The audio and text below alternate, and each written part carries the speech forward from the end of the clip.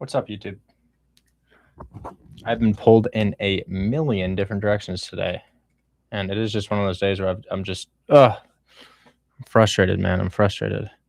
So many texts, so many calls. Help me with this. Help me with that. Richard, oh my God, you need to get back to me immediately, or else this. And I was like, oh my God, man. When I started, you know who I had? Just myself, just me, no help. And I'm glad I don't have like $1,000 course or program or anything like that, because if I did, I would genuinely owe these people my time. But I don't sell anything like that. I mean, Hold My Hand Wholesale is $20, and I know we call it Hold My Hand Wholesale, but I'm not gonna be able to hold everybody's hand. I guess the main thing is, I just show it every day. I just show it every day. Today you're gonna watch me get a wholesale deal. It's going to happen. It's not a maybe. You're gonna watch me do a deal today, and hopefully that's enough. So I'm gonna go live on my Discord right now, where I'm gonna share my screen and walk them through the exact steps of this. But you will see me contract a property today and sell that property to an end buyer, or at least start the process in doing so. So I'm gonna say, everyone, I am live. Let's go ahead and hop in the live stream. Yeah, I just sent it. I sent it over to really. Looks like something's going on in the live stream right now. I don't want to bug them. I'll let them finish their sentiment here. But you will see me do a deal live. Somebody says, is it only wholesale? I've got countless rental properties. Not countless. I have 23 rentals and I'm running 3 fix and flips at virtually any time. But you're not going to be buying a rental or buying a fix and flip in one day. So what I can do in one day on this live stream is I can make $10,000 wholesaling a house. So I've got some leads lined up. These are people I want to talk to about selling their properties. I don't know if they're going to say yes to me purchasing their property, but I'm going to try my very best. And I'm just going to show the realistic ins and outs of this business right here on my live stream. If you want to watch me on YouTube for a better view, I have my camera set up right now. I am streaming. It's just my name, Richard Taylor. And if you hop onto that stream, you guys will see me get this done. So without further ado, I'm going to see if I can interrupt these folks here. Well, I guess we'll close my tabs before I do it. Now, Instagram, I know that I lose audio almost every single live stream. I just want to let you know that is an Instagram internal error. This is an iPhone 16 Pro. It's updated to the already losing my ability to speak. Most recent operating system, whatever that may be. And I don't know why it happens. I don't know why it happens. So I'm sorry about that if that happens. But if it does happen, head over to my YouTube, where I am also live. Because we don't typically lose audio over there. Typically, sometimes. Okay. So can I talk yet? Yeah. Hello. Yeah, and so the fact that they're open to creative. Okay, they're not ready for me to talk yet. Some of these I think is pretty nice too, right? Kind of. So you guys we'll take a look later. Let's let Richard take over. Yeah, absolutely. Thanks, guys. Yo, guys, you will see me contract a house today. I'm just gonna let you know, you will see me contract a house. It's as simple as ever. You're gonna see me get a house under contract, and it's not gonna be a seller I've pre-negotiated or talked to about this prior. But I was in San Diego this weekend at a real estate meetup, and I met 3 people who own properties, and those people want to sell their properties, and I'm gonna be giving them a call. And I'm going to see if I can do a deal in real time. Now, I'm going to share my screen with you guys on Discord here. It's going to be kind of an audio session for everybody who's on TikTok and Instagram and YouTube. But you are welcome to watch my screen share by joining Hold My Hand Wholesale. He does record. Yeah, I do record my live streams. They're all on YouTube if you'd like to watch. And then they're also recorded separately within the Discord. Okay. So I'm starting from scratch. I have a laptop. I have a phone. I have an internet connection. And I've got some water here, and that's all I need. So we're going to jump into it, and I think it'll probably take me about an hour to call these people. And after I'm done speaking to them, I will just take your questions, and you can just ask me what I did, why I did it. You can ask me to call your realtor. You can ask to show me your deal. You can ask me to call a buyer for your deal. Whatever you want to ask me about this business, I'm all ears for you. I'm just going to do my calls first, and we'll jump right in. So let's get started. first things first, make sure my damn chair is on its track. Damn, I got that little plastic thing under my chair so I don't get it on my carpet. You know that putting nice carpet in a house can cost $20K? Huh? How'd you come up with those leads? Zillow? Almost all my deals come off of Zillow. I have personally closed $37,000 in the past 10 days, so I know we can keep doing it. So I've got $37,000 closed in the past 10 days. That consists of cash deals and creative finance deals, and almost all of them were just found on Zillow. Okay, we are comfortable, we are streaming, and we're ready to go. Okay. All right. And if anybody on Instagram or YouTube has questions, I will try my very best to get to those questions. It is important that we have to note that we have about 300 people on these live streams, so there's going to be a lot of questions, but there will be a perfect time for that after. So let's start by looking at our lead list. If I promise to bring you up today, I will bring you up, but I'm going to do my calls first. They've just kind of accumulated here. Okay. Who am I going to call first? Well, I've got this realtor. He's got a 17-unit property. I think it's in California. California. It's listed by a guy named Joshua, and I don't remember where it is. It's like Sacramento or something like that. Let's give him a call. 17-unit. Okay. Here we go.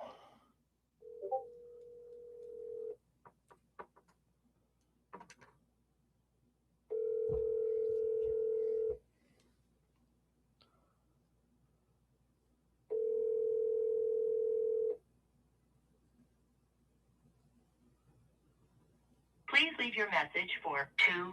Okay, so he sent me a text. He says 5 minutes, please. Okay, I'm gonna say, hey, I'm gonna hop on another call. I'm going to hop on another call. Okay. Our next call is going to be with a guy named Mr. Harry Gold. He just had a birthday yesterday, and I found out some interesting news about him. So we're gonna give him a call regarding some properties.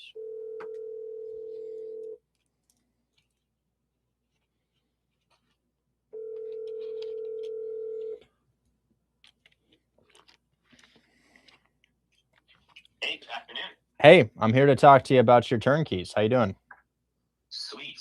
Good. So, for our listeners right now, tell us a little bit about your operation and the hurdle that you're running into, and let's see if I can be a wholesaler and solve your problem. Absolutely. Well, look, as you scale up any business, you find the holes and you got to plug them. So as I scale up my flip output, I need more turnkey buyers to buy what I produce.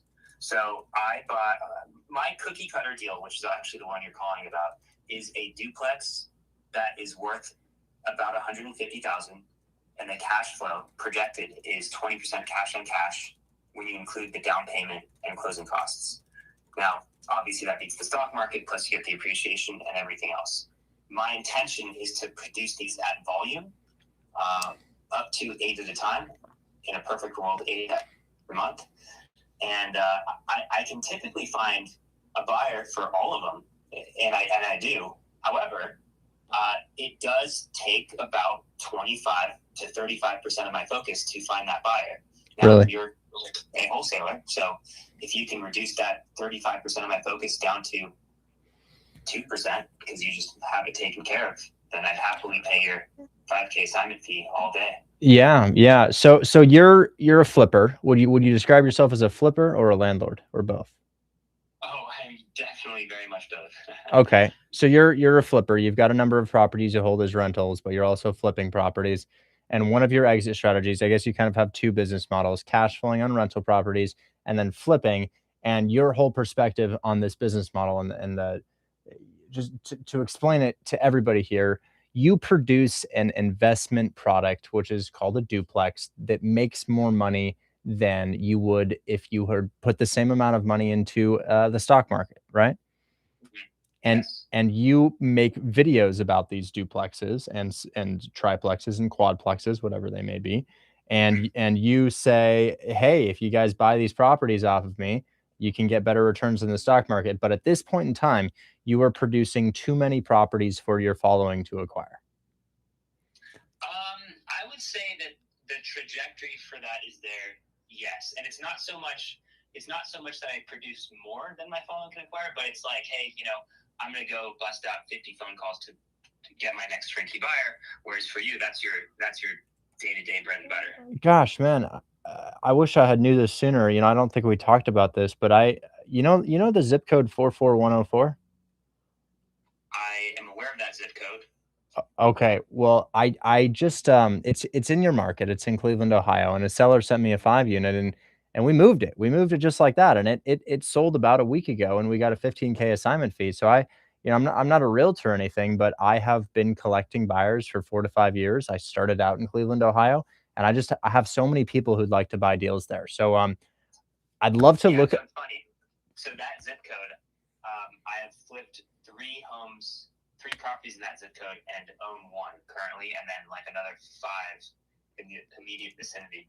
Now, producing 8 per month is kind of insane. Those are crazy numbers. And if I were wholesaling each for 5K a pop, that's another $40,000 a month in my pocket just to connect you with buyers. So that it's kind of like this, guys. I found a flipper named Harry, and he's able to produce 8 per month. And if I'm able to move half of those, just half of the properties that he has, to people who want to continuously buy these, which I find on Facebook, I find through making posts just like he does, I make 20K if I just move half of them. So do you have anything available right now? Yeah, so there's 7206 Donald, and that one is in, what zip code is that? 44103, which I actually think is a hidden gem of a zip code. And it's going to be finished. You could walk it this upcoming weekend. So what is it? Is it a single family? Is it a duplex? What is it? This is a duplex. Interesting. I looked it up and I see that one of the units is for rent right now. And for anybody who's wanting to listen, this is the only time on the internet you're ever going to hear an address shared. It'll never happen again. Or at least from another creator. Other creators will make promises like, oh, well, we're doing lots of wholesale deals, but they don't give you addresses. So guys, we're looking at 7. I was going to say, you share addresses every day. We're looking at 7. Did I get this right? 7206 Donald Avenue? Yes. 7206 Donald Avenue. Okay. So this is a duplex. Now, when I look it up, it looks like one of your units is for rent. So is one of the units completed? That's actually, where are you seeing it for rent? Is that on Zillow? Yeah. When I look it up, I see unit 1 is for rent right now. But you probably don't have it for sale on Zillow, do you? No, that's funny. I'm going to be honest. I have employees, and sometimes they do things before I ask them to, which is actually good. So Good. I did not know that this was listed, but yes, clearly one of them is ready. Now you're asking for $1,380 per unit here. What do you think you could realistically get? I know that sometimes we're looking for a rental price, and realistic numbers are a bit below that. Yes, glad you asked. So 1380 is the HUD user guideline, the Section 8. Everyone's probably heard of the Section 8 gurus like Section 8 Kareem and Tom Cruise. And I'm going to be honest, over the past 6 months, I've spoken to both the main housing authorities in Cleveland, Eden and CMHA, and they both said that their budgets are more limited than they have been. And I've gotten rent offers for about 10. You're saying the Section 8 department is not as well funded as it used to be? That's correct. And what do you... It's not great. I don't love it. What do you think the reason behind that is? Because that's a really important service in the United States. Politics. Politics. So the Section 8 department helps people who have a hard time afford their rent. But what you're saying is we really need to buy more weapons for Israel, so we can't exactly afford to fund that anymore.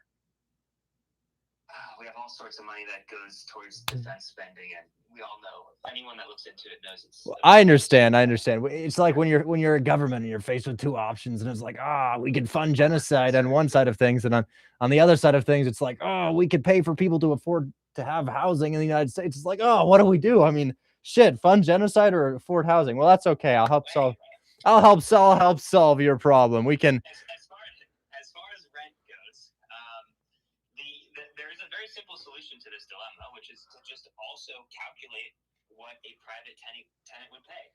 So I use an app called Rentometer. It's spelled just like it sounds, rentometer.com. $200 a year. You could get unlimited reports to find out what the place would rent for and give you comps. And a private tenant, on average, will pay $12.40 per unit, which comes out to $24.80 for the whole property, which is still 19% cash on cash return on this duplex, which anyone would agree is pretty darn good for real estate in 2026. My buyers like to buy at 20% cash on cash return as well. Let's run some numbers here. So guys, what is the ultimate goal here? We got a little bit off track. What's the ultimate goal? Well, as Harry said, he's producing deals that cash flow more money or return more money than the stock market would. And I'm trying to pair those with buyers. Now, buyers know that the stock market on average is going to do 10% per year. And we were looking for 20% because at the end of the day, your stocks aren't going to catch on fire. Your stocks aren't going to have a squatter. Your stocks aren't going to have a flood in the basement. It's just none of that shit's going to happen. So if you're investing in real estate, you're taking on a little bit more risk. So you should be making double the return on investment. So what I'm looking for here is, will Harry sell me his turnkey properties, turnkey meaning renovated, at a price that makes sense to real estate investors? And we're going to run through that calculation right now. So it really just comes down to calculating the hypothetical mortgage payment on the property. So what are you looking to get for your property 7206 Donald? I would like to get, well, I comped this at 150. So if I get my ask price, I'm over the moon happy. If I get close to it, which we've discussed, I am happy to account for your 5K assignment fee. Okay. So what's that special number for you? Yeah. So the buyer would pay 150. Okay, the buyer would pay 150, and what do I lock it up for you with? 145?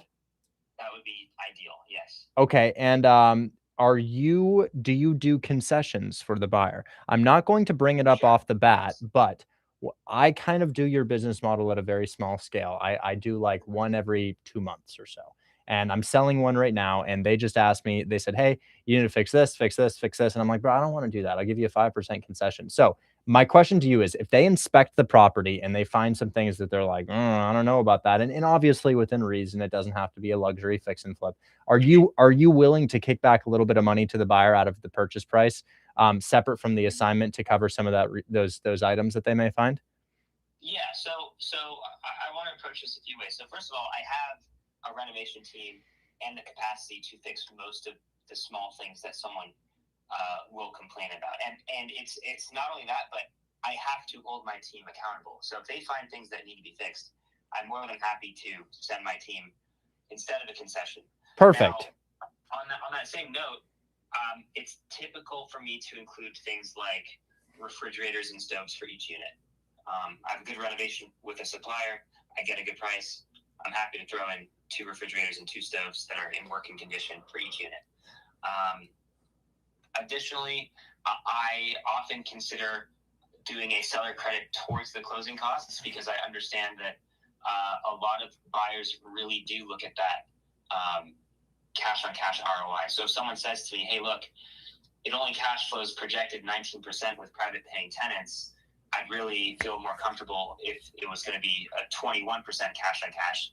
Then if I throw like $2K towards their closing costs, then that can often make the difference. Wow. Yeah, I totally agree. I sold my flip 13605 Tacoma about 3 months ago, and I literally wired the buyer 5K to close, because he was like, man, I just found this thing. And I'm like, oh my God, we just prepared the HUD statement. I don't want to go back and fix this. Here's 5K close. So he closed. I wired him 5K, he closed. I didn't even send him a contract, but that's not how it's going to go. That's just what I did one time. So I think this is important to get out of the way, because Harry says he can produce 8 per month. And let's say it's 4 per month. Great. I'm collecting $20,000 in finder's fees. And these are like operational things to get out of the way first, because I'm creating this relationship with the seller here, and then I'm going to go set the terms for the buyer. And I'm not a realtor, guys, and I've never been to Cleveland, Ohio. I just found people on the internet who want to buy, and I found people on the internet who want to sell, and then I connect the 2 parties for a fee, and that's all I do. And the problem it solves for Harry is he says he spends 30% of his time finding these damn buyers. And I'm like, damn, bro, I could just do that for you. So that's what I'm going to do. Well, also, there's a financial incentive for me too. And we could just think about the numbers for a second. Let's say in all cases, I get my ask price of $150,000. When you look at a typical realtor commission between the buyer and the seller, that's usually 6%. So 6% of 150 is already $9,000. So even going through you, I'm saving $4,000 just by using a wholesaler instead of a typical agent and paying their typical fee. Got it. Man, this conversation is so good that Alex NGMI thinks that this is scripted. Alex, I actually have a teleprompter behind me right here, and what it's doing, because I'm reading your comment right now, so I can't necessarily have something different on my screen, and I only have one screen right now. So I've got a hidden teleprompter behind me, and I have a projector, and I'm reading your comment so one eye looks down, I separate the other eye. The other eye looks up and reads the teleprompter as I respond to your comment. And this is let me guess, you're also DMing people asking them to send crypto to a random account, right? All at the same time. Y'all can't see it right now. But what is important to note is I have a third arm behind my back. And as I use these two arms, my third arm is DMing you crypto scams. Okay. Okay. So 150,000. We gotta hammer down this mortgage payment to figure out exactly what it is. So 150K is what the buyer is going to pay. Buyer has to put down $30,000 on their loan to purchase the property, which is not to say, because I know we talk a lot about seller finance, that Harry is going to take 30K down. No, Harry's going to get the full purchase price. The bank is going to let the buyer pay them back over a 30-year mortgage. That's how this works, right? So 30K down, 7% interest. Monthly payment is going to be $800 per month. Now, taxes and insurance are a little bit of a pickle here, because every time you buy a property, taxes get reassessed and they change. So if you look up a property address like Donald Avenue, and I see it, and people can see my screen right now if you're in my Discord, but you can see the house is super dilapidated on Google Maps, but it doesn't look like that anymore. The thing is, if I look up this property and I look up its taxes, it's going to be like $50 a month. But the moment somebody buys that property without taking over somebody else's debt using creative finance, the taxes are going to get reassessed and they're going to go way up. And I don't know what that's going to be. I got no clue. So Harry, what do you think the taxes on this property are going to be post-close at 150K? So they refer to that as a new basis, right? When they buy it, it's a new basis, and then it gets assessed at the new basis. So I don't think it's immediate. I think it's every 3 years, but within the next 3 years, the tax will be a lot higher. I like to estimate it at 2.5%, because that's the effective rate. It's also a slight overestimation, but I don't want someone to come back to me and say, oh, you way underestimated the taxes. This deal no longer works. It's devastating when that happens. Yes. So I like to roughly overestimate the taxes at 2.5% of the purchase price, which for me comes out to, so 2.5% of 150,000 divided by 12 comes out to $313 per month. So your calculation, because we're also trying to teach people how to do this as well, 150,000 multiplied by 0.025 to represent 2.5%. Is that correct? Yes. And then correct. That yields $3,750. And the reason you divided that by 12 is because the buyer has taxes escrowed in to their monthly payment, meaning that, guys, when you buy a property, and you don't have the payments for taxes included in the monthly payment, it sucks, in my opinion. And the reason it sucks is because every 3, 6 to 12 months, the government's like, hey, we're going to take your house unless you give us 6K. And you're like, oh my God. I don't want to come up with 6K. So I like, myself and other investors and almost anybody who has a mortgage, it's made up of 4 parts: principal, interest, taxes, and insurance. And taxes, they're a monthly expense if you escrow them in. So what you do is you take that purchase price, 150, you multiply it by 0.025 in the market of Cleveland, Ohio, and it yields $3,750 per year. But per month, that $3,750 is $312. Now, we already know 2 other parts of that equation. The 2 other parts are principal and interest, and that comes out to $798 at a 7% interest rate on 150 with 30K down. And if you're like, whoa, how did you know those terms? Well, those are just the terms of the bank. The bank wants 20% down, generally at 7% interest on investment properties. So we know that principal and interest for the bank, just using the free mortgage calculator that's in my bio right now, is going to be $800 per month, $798. And then taxes are probably going to be $312. And then I'll have to ask you about insurance. I'm going to take a guess. I think insurance is going to be about $140 a month on this. What do you think?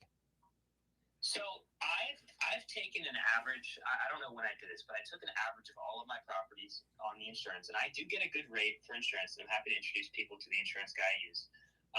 I estimate at $750 per year per unit, and I find that to roughly be accurate. So I get $125 a month.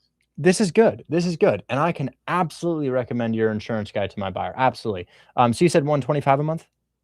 Yes. Okay. I'm going to call it 135 just to Sure. to estimate a little bit of like, oh my God, we found out that it's like, cause we hate running into that bullshit.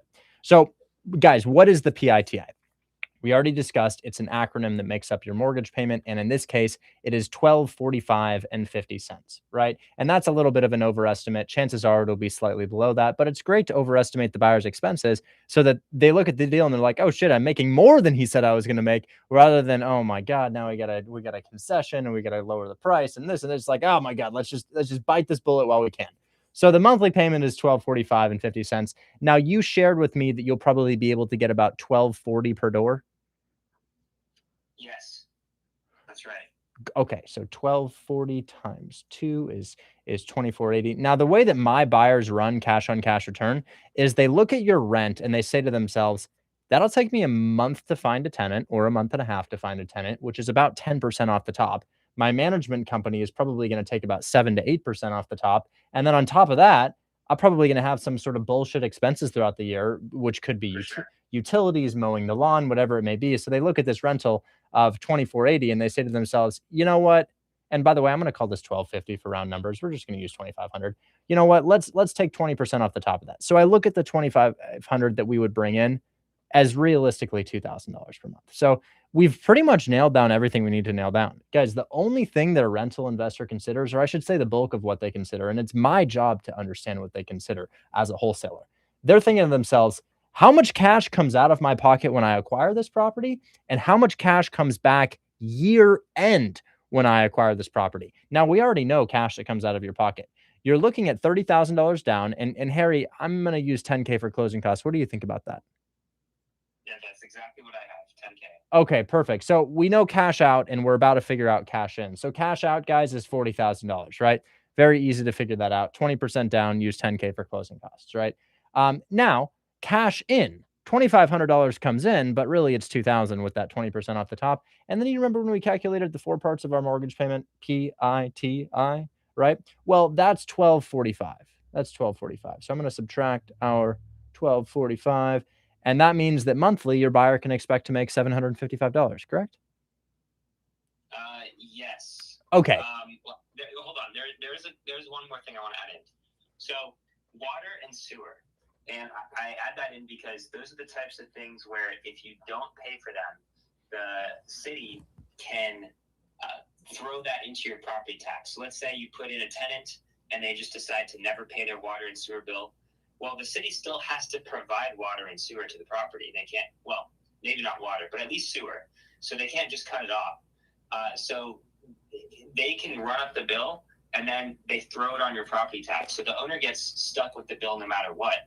So you may as well just include that for the tenant and then just increase the rent.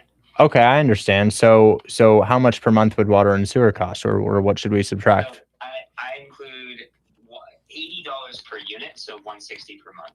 Okay. So my $755, guys, was my net cash flow. The way that Harry's underwriting it, and he owns so many of these, so he's telling the truth too. It doesn't help him to tell me this, but if I subtract if I take seven out, because I wasn't going to include this, I was like, you know what, we factored in that in the 20%, but I guess not. So the 755, after we tell this to the buyer, realistically $595 per month. So if it's, yeah, go ahead. I was going to say, if 755 is what you net per month, less the 160, that's 595. That means per year, the cash in, multiplying that figure by 12, is about 7,140. But what were you going to say? I was going to say, I don't include vacancies. Oh, that's just my that's just my 20% off the top. So like, let's say it takes 1 month to find a tenant, 1 month of missed $1,200 or $2,400 rent. That's 8%. That's 8%. Right. So because you're not going to get a tenant immediately. And then I think management anywhere from 7 to 10%, depending on who you know. And then I think just random shit that like my damn house flooded in Pennsylvania. We talked about that over the weekend, but it's just shit comes up. So I look at it as 20%. And then I took off that other expense that you let me know about. But that leaves me with 7,140 per year with a total cost of acquisition of 40,000, meaning that the buyer would underwrite cash on cash return here at 17.85%. Now, here's the thing that I'll let you know. The buyers don't know about what you just told me. They don't know about that, man. They have no idea about that. So if I take my 2,500 and I take 20% off the top and I subtract what we were talking about prior, 1245, I've never heard them bring this up before. They're considering that as 755, and then if we multiply that by 12, that's 9,060, and if we divide that by your 40,000 entry fee, that's going to be 22%. Well, I don't want to, lie by omission either. Like it is allowed and legal to bill your tenants water and sewer. It's just more difficult, and it is reasonable to say, hey, well, this is the rent plus water, sewer, electric, and gas. So it's not really misleading to omit that, because there's no rule that says the owner has to pay water and sewer. I just happen to think it's my tenants do, but what I'm trying to get at is I think depending on who underwrites it, cash on cash return could be seen anywhere from like 22% to 18%. So here's what I'm thinking. I think we should send it to him slightly below 150. I think I should lock it up with you at about 142, and then I think I should send it to him at about $147,000 to $148,000, just so that we're definitively at a 20% cash on cash return. So I'm thinking instead of 145, we're closer to 142 with my lockup price with you. I'm going to hope that we don't have any concessions that come out of that, and if there's no issues, there won't be any concessions. But that's kind of where I think the cash on cash return puts this deal, for just not even based on comps, just return on investment. Could we get 143? Yeah, I'm sure we can make that work, man. I'm sure we can. I'm happy to adjust my fee too. Because guys, remember, what am I doing? Well, I make videos. Buyers respond to those videos. And after I hang up with Harry, he's going to watch me on the live stream, call the buyer, and I'm going to be like, yo, 148K. What do you think? It hits your return on investment. And we're going to get somebody to walk the property. I mean, could they walk? Well, wait a second. We need to make sure that this property is done. Because if they walk the property and they're like, yo, we're not done yet, they're going to be a little bit peeved. So what, how long before that they should walk the property? I mean, they can walk it this weekend and they'll essentially see a finished product. Okay. They're going to want to come back if it's not done. But that's okay. I have no problem with that. So, but you want me to go for like maybe next, when will it definitively be done? It's like everything major will be done by this week, by Friday.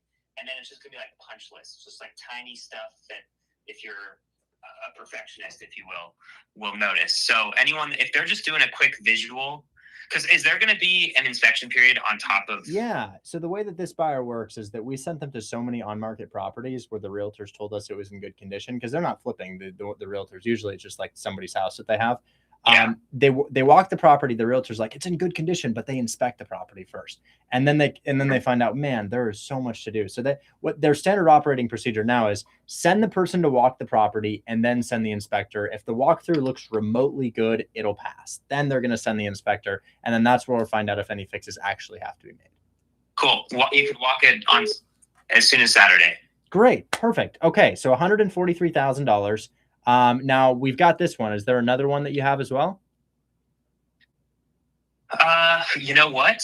There was, but it just got under contract at my asking price. This is great. This is great news. So I got to move quickly, guys. Because at the end of the day, if we're producing products that beat the stock market, they're not going to be long lived. So I'll tell you what, I'm going to go ahead and send you a purchase and sale agreement for that. We'll get that thing under contract, and I will assign that to my buyer. I'm just going to give him a call. I ran it through Spot Crime. You have no shootings in the area, and that's one of their biggest concerns. So all this checks out to me, and I'm going to see if I can get this thing moved for you right now. And if you want to watch me do it in real time, I am live on TikTok, YouTube, Instagram, and Discord. Sounds good. Yeah, I'll come hang out. Okay, perfect. Let's see what I can do. Talk soon, okay? Thank you. All right, bye. Okay. Now I'm going to go ahead and try to sell this. I'm kind of tempted to show you all the contract because it only takes a second. What do you want me to do? Do you want me to show the contract process? It's a cash deal. I can literally get this done in. I could do the contract in 2 minutes. I know it's not as engaging as calling the buyer, but I'll let the chat decide. This is a self-guided live stream. What would you like me to do first, guys? Contract, or would you want me to share my screen on how to do the contract, or would you like me to call the buyer first? Y'all are saying would love to see it. Which one? Which one? Chat. Okay, contract. A lot of people say contract. Same time simultaneously. You know, I did say I had a third arm, didn't I? Contract. Okay. All right. So we'll do the contract. It's going to take a second. I've got a free purchase and sale agreement in my bio, but you could also just go on Google and find a purchase and sale agreement. It's the easiest thing in the world. I legitimately think I could do this in 2 minutes or so. 2 minutes or so. So I'm going to systematically turn over my screen and I'll just show you guys what this looks like. I'll let you know I am sharing my screen with the Discord to show step by step, but I'm going to show TikTok what this looks like. TikTok, I have highlighted everything in yellow that I would need to fill out. Right. So I know that contracts can look like scary and like, oh my God, what are we looking at here? So what I've done is I've taken the liberty to highlight everything in yellow that would actually need to be filled out. Scamming, absolutely yes. We definitely did not just have a full conversation with the owner of that property, and we definitely did not leak the address. In fact, we are scamming. Okay, so Instagram, I promised y'all I would show you this really quick here. I got this magnetic phone holder, so it's kind of hard to foggy camera. I don't know how that happens every day.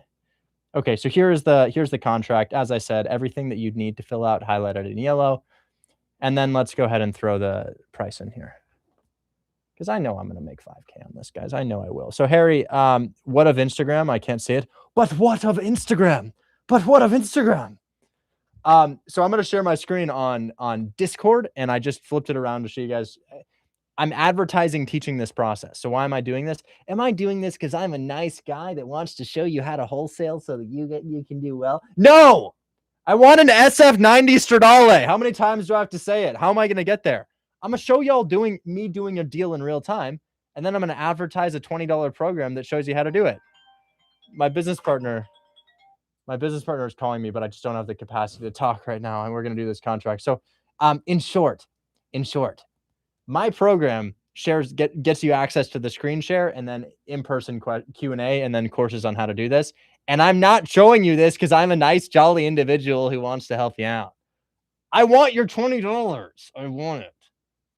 And I'm going to get it by doing a deal in front of you in real time and actually making 5K so that I can demonstrate to you that I can show you how to do this.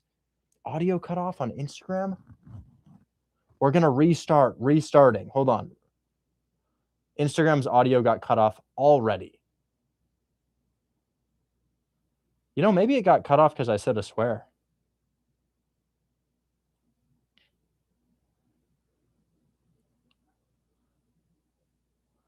Maybe that's what happened. I might have said a swear. Maybe Instagram cuts me off when I swear. You know, I didn't actually think about that.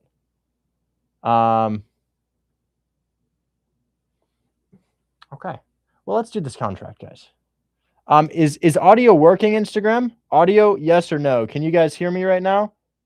I think they cut me off because I said a swear word. I said a swear. I'm pretty sure that's what happened. So Instagram, you guys let me know. Audio, yes. If it cuts off, it's not me, it's Instagram, and I am still live on YouTube. I really hope it doesn't happen again, but it could totally happen again, so I hope that doesn't happen. Anyways, property address. We just got the property address. The property address is that thing on Donald 7206 Donald. Okay. So how long is it going to take me to do this contract, assuming Instagram's audio doesn't get cut off? As I said, guys, if the audio gets cut off, I'm so sorry. It's Instagram. I'm not doing this myself. It's Instagram. $143,000 is our purchase price. What earnest money would the buyer put down? We'll make them put down $1,000. Approximate existing first mortgage. There's no first mortgage. Approximate existing second mortgage. No. Amount to cure loan defaults. None. It's a cash deal. Cash at the close of escrow. It doesn't work like that. This is a cash deal. There's no cash at the close of escrow. It is simply buyers getting a loan to purchase this. Closing attorney. I'm honestly gonna ask Harry who he wants me to do. Call Harry Gold. Oh God, whatever. Come on. I'm gonna ask him about his closing agent. I don't know who he wants to use to close.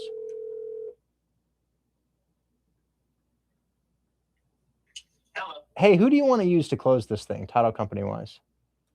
That's a good question, and my answer is it depends who's holding the loan on it. So give me 1 second, because my partners have preferred title companies. So who lent on Donald? I'm not. We're gonna use a company called Trilogy Title. Trilogy Title. Okay, so I'm gonna switch this to title. Trilogy title. Now, question: if buyer puts up a fit and says we get preferred closing with this title company here, can we use them? I don't know if they will, but if they do, can we do that? To put it another way, it is not a deal breaker. No. Okay. Trilogy title would be the most seamless for me. Yeah, I'd like to use them too. I hope they don't put up a fuss. Now I'm seeing. I don't want to out the full name of this LLC, but does the name Lunar Properties mean anything to you? Not at all. No. Okay, so that's not your LLC. Can you text me just, or if you're okay saying it out loud, text or say it out loud the name of the LLC to put on the agreement? I will text it to you, although I don't know if I'm just gonna text it to you. Yeah. Sorry, I don't want to out any of your stuff. I guess it is public record though, so. Well, you're welcome to say it out loud or text it. We got people listening. Okay, I texted it to you. So. Okay, perfect. I've got that. All right, contract will be over to you shortly. This is my creative finance contract. I just didn't put anything about creative finance, so it doubles as a cash contract. You are welcome to tell me to delete anything in here. I've deleted everything that usually pertains to creative financing. So it's just a purchase and sale agreement with a price on it and $1,000 earnest money, closing in 30 days. I don't know if there's anything else you want me to throw in there. Okay, sorry. Say that one more time. This is 30 days. Yeah, I'm going to close in 30 days, $1,000 earnest money submitted after inspection period, 7-day inspection period. All of that sounds good to me. Okay, perfect. All right, well, this will be, can you text me your email too? I don't think I have your email. Yeah. Okay, We'll do that all. great. And then after this is sent, I call buyer and you are welcome to come watch that. Sounds good. All right, talk to you soon. All right, bye. Okay, so I've got his LLC. I've got the title company. Closing is 30 days. Today is August 4th. I feel like we can close September 4th, or we'll do 5th. September 5th. What day is that? What day is September 5th? It's Saturday. So we're not going to close September 5th. We're going to close on the 4th. So we're going to close on a Friday. Can't close on a Saturday. Buyer. Well, I'm going to put in my information to start. Because remember, I'm the buyer until I assign this to somebody else. Now, if I don't assign this, I just back out of the contract, right? Harry knows that that's a possibility if we find something devastating. So I'm going to put my LLC, GT Properties Group, and then my email.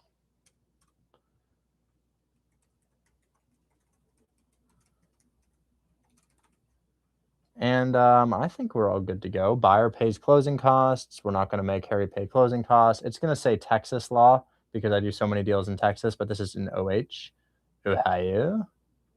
So we're changing it to Texas from Ohio, or changing it to Ohio from Texas. And then at the very end of the document, there's also a date on there that I need to change. So this is approved on August 4th, 2026.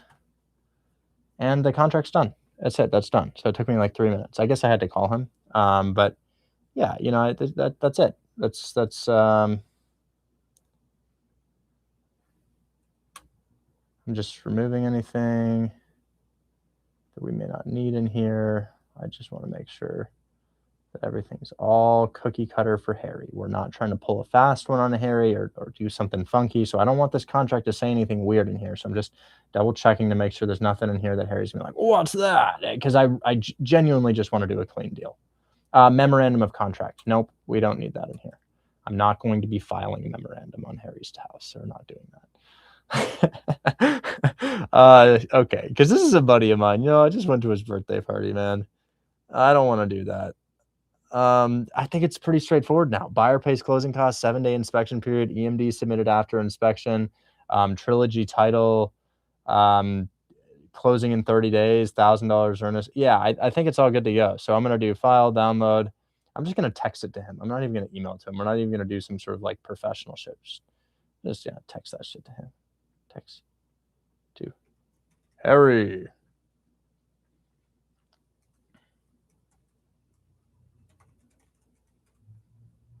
So let's grab that PDF from my laptop, and I'm just dropping that in here. Now we've got the contract. So as I said, I was going to get a contract on today's live stream. I just got the contract. We need him to sign it, but bro's gonna sign the contract. Now we sell it. Gosh, I wonder if I could get him to pay $6K just so I can take money off of my assignment if anything comes up. I'm gonna see if I get him to pay 149. I think the cash on cash is between 18 and 22%, depending on how you see it. But there's no shootings in the area, and ultimately, if they ask for a concession, now I can take some money off of my assignment fee. So I'll try for $149,000 and see what we can get. So let me call my buyer. How did I find my buyer? I make videos about why buying real estate is a really good idea. Do you have life insurance? No, I don't. Should I? Probably, yeah, I probably should. Guys, it's important to note that I know about a very small niche of things. I know everybody likes to look at me as this all-around finance guru. I know about a couple things, and one of those things is real estate. And when it comes to everything else, I'm like, man, I'm just like you. I'm trying to make things work. I don't know about all that. So let's call the buyer here.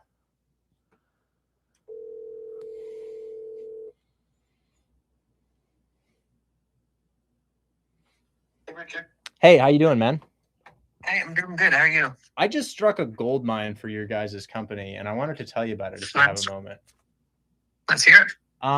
I have a buddy who produces about 4 to 5, he says 8, but I'll say 4 to 5 turnkey duplexes in Cleveland, Ohio per month, every single month. Okay. And he has been doing this for 3 years. He is significantly better at it than I am.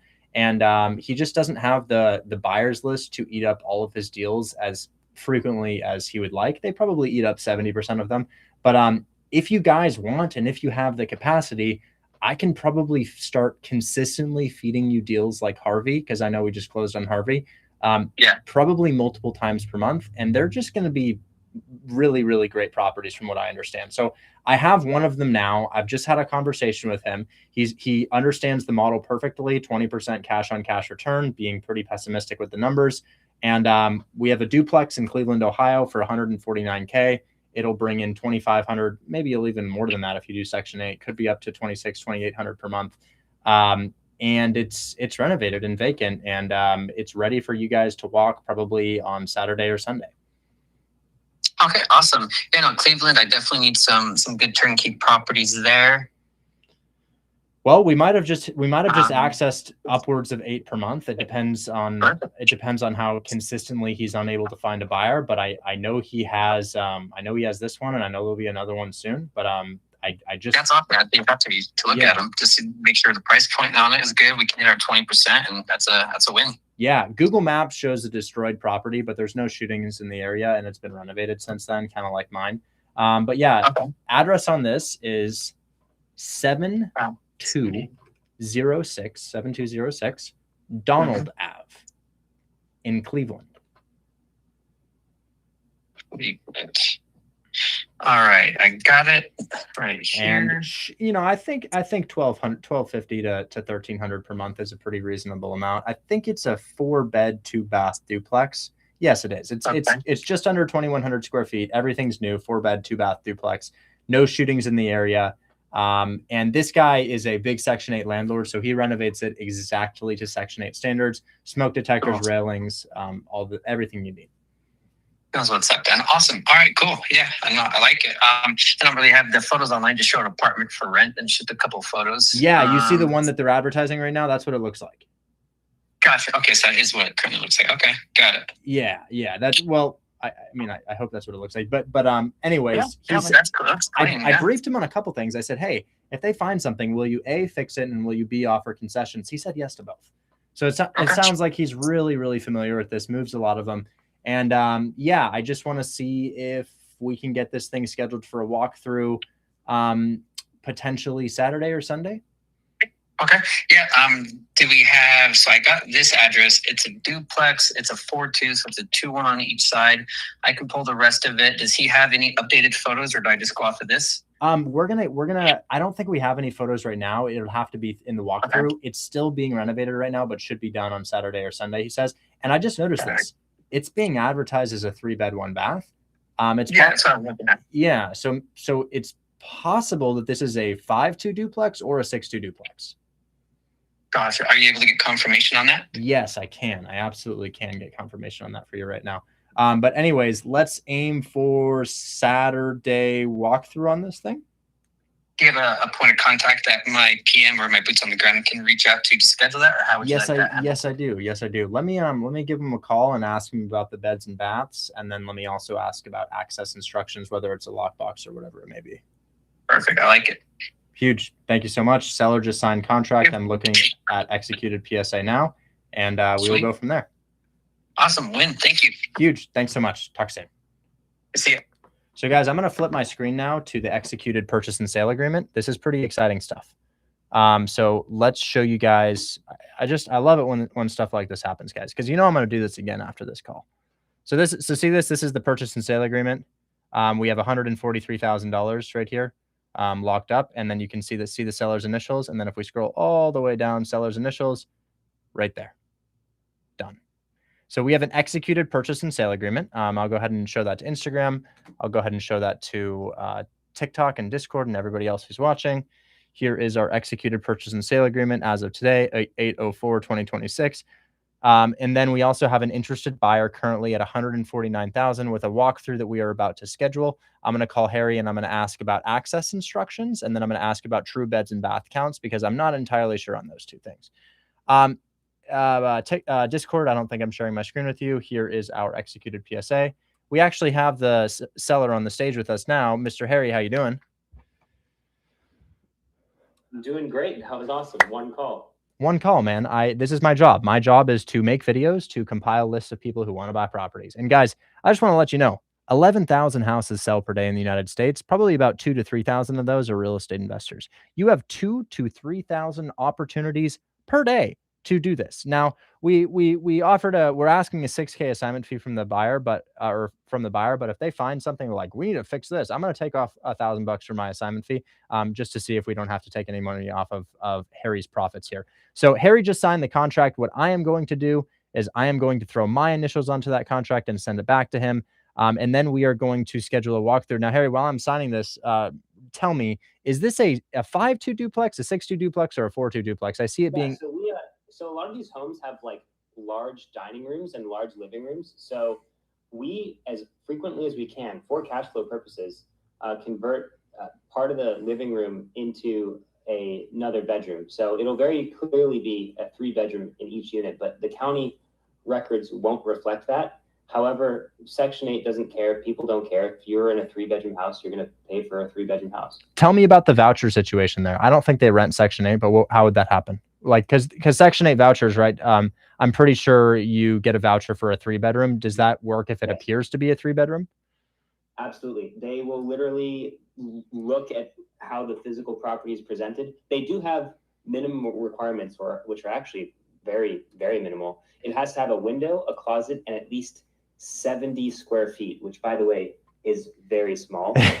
All of our bedrooms are way larger than that. Yeah, they are. 70 square feet is offensive. Yes. Okay, perfect. Well, the size of a bed. Well, I am going to do, let's see, tools, annotate, and guys, I stopped using DocuSign. I just use Apple now. Apple has this like in computer signing program, and you open it with preview, and then you click tools, and then you click annotate, and then you can add your signature and a text box for your initials. So I just signed that. I'm sending it back to Harry. I now have 7 days to perform. So I have 7 days to get this under contract and get EMD in. And if that doesn't happen, I go to jail. No. If that doesn't happen, the contract is canceled, and Harry's like, I thought you could perform. And I'm like, I know, bro, my buyer did XYZ, and I thought that they would do something different. Nothing happens. So I think a lot of people are under the impression that if you're not able to perform on your purchase and sale agreement, something happens, but nothing happens. That's not true. My EMD is post-inspection. We're going to have the buyer submit that, not me. Now, where the hell did this contract just go? I just signed this contract. Did it just disappear into the void? Oh my goodness. Don't tell me that. Oh shit. Hold on. Where did I think I saved it to, I think I just saved it. Yeah, here it is. Okay. Now it's on my desktop. And then let me see if it's all signed on my end. Yep. Perfect. Now Harry here's executed PSA back. Now Harry is, now look, if Harry's like, I'm going to go a different direction, I'm not going to hold him to this because he's my buddy. But if this were like a seller who I didn't know, I would hold them to this. Harry can't sell this to anybody else for 7 days because I'm technically already under contract. Sure, I'm intending to wholesale this property, but we're still locked up under contract, which kind of ties Harry's hands for 7 days. So most sellers will say, hey, you submit earnest money when we go under contract, but it makes it very convenient for buyers for us to submit earnest money after the inspection period so that we don't actually have to throw up any money and they can just go check out the property for free. So it is, to clarify, Harry, a 6-bed, 2-bath duplex. Yes. Perfect. 6-bed, 2-bath, and access instructions. Do you have I know you do. Who is your on the ground property manager who can work with our on the ground property manager to get this guy in? Yeah, that's going to be Jack. I'm not going to publicize his phone number. Please don't. And yeah. Everyone's name in the world is Jack. So I'm not worried about sharing. Wait, is that the Jack? Is that the Jack of Cleveland, Ohio? He's my Jack of Cleveland, Ohio. Okay. So that's his phone number, and he will happily walk the property with your buyer. Okay. 6-bed. I'm putting in By the way, it's a true value add to help me sell this. So I not only do I have no interest in going behind your back and trying to sell it separately, but I'm just going to move on to handling other things in my business, right? That's the whole point. Not that I would hold you to it. Not that I'd hold you to it. Because look, if you got a person who's like, I've sold 1 million houses to this guy and he wants to steal, I'm like, oh, all right. It sucks that I lost out on the opportunity, but it's okay. I'm not gonna. I removed the memorandum clause from this contract because this is a friendly situation and it also serves as a demonstration. It helps for my social media. Guys, I'm also getting another check. I'm also getting another assignment fee, and it's just great. Like. 4 days ago, right before I saw Harry, I got this house for $0 down. I sold it to Jason Ellis for $7K. 4 days later, which is today, I get this property under contract, and I verbally sold it to my other buyer for $149K. That's $13,000 in a 4-day period of time. You understand? I get that there's all these claims on social media. We are making $200K a month, $300K a month, bro. Let's shorten the finish line. If you're making $30K a month, any restaurant you want, you can go to every single night, breakfast, lunch, and dinner, anywhere you want. You don't have to work a job. This more than replaces your income. You're making multi-hundred thousands per year. And then on top of that, you just don't spend a whole lot of time on this because you've got a buyer, you've got 1.4 million sellers on Zillow. I'm serious. There's 1.4 million listings on Zillow right now, right? So you just connect them. You could probably spend about 2 hours per day doing this. You're not really working very hard. You're making 30 to 40K per month. And now you have money to invest in real estate too, to expand your income. It's an unbelievable value add to all parties. Harry's value add is he's got 1 million things going on. He can't focus on this. My value add is $6,000 in an awesome demonstration to you guys. And the buyer's value add is they don't know where the hell to find opportunities like this. And quite frankly, they can't, because this is an off-market opportunity and it really can only come from a wholesaler like me. So it's just everybody's happy. You know, you don't have to step on other people to make money. You just need to provide value to make money. And I firmly believe that capturing a couple of the 11,000 houses that sell per day in the United States, and I'm talking about a couple per month. If 11,000 sell per day in the United States, that means 341,000 sell per month. If you can capture 3 of those, that's 30K a month. That's 30K a month. Okay. So we just captured one of them. It's not going to close now. I'm not going to be paid now because I'm going to be paid probably 30 days from now, but I'll have another one closed before that and another one closed before that. I call it my pipeline. I have a pipeline of about 6 closings right now. Most of them are wholesale. Some of them are fix and flips. And over the next 60 days, I'll probably pocket about $50,000 in assignment fees and fix and flip money. In the past 10 days, I posted a video about this. I have closed $37,000 in assignment fees. And right after this, y'all are going to see me do it again. I'm not done yet. I'm going to do this again in just a moment here. So anyways, Harry, I'm going to go ahead and call the buyer back. I'm going to let him know that it's a 6-2 duplex. I'm going to connect him with the person, and we will have that walked on. Do you think Sunday's safer? Or do you think Saturday everything will be done? It really shouldn't make a difference. Either Saturday or Sunday is perfectly fine. We'll do Sunday just so your team has time to prepare for the walkthrough. I'll just let your rehab team know that. So I'm gonna call the buyer back.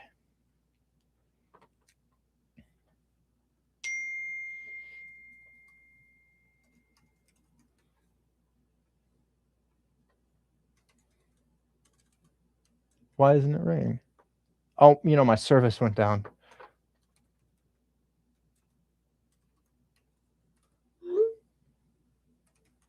So duplex will rent for 2,500 to 2,600. Walk through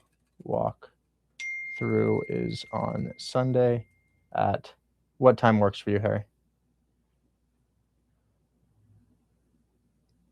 Anytime really. Noon? If it's after noon Eastern time, I'll be awake to bug Jack if he's somehow not there, and I could go be like, please get there. If it's anytime before noon Eastern time, then realistically I might just be sleeping. 1 p.m. EST. Yeah, Okay. that's perfect. All right. So walk through. Yeah. Okay, that's done. Now let's call the buyer.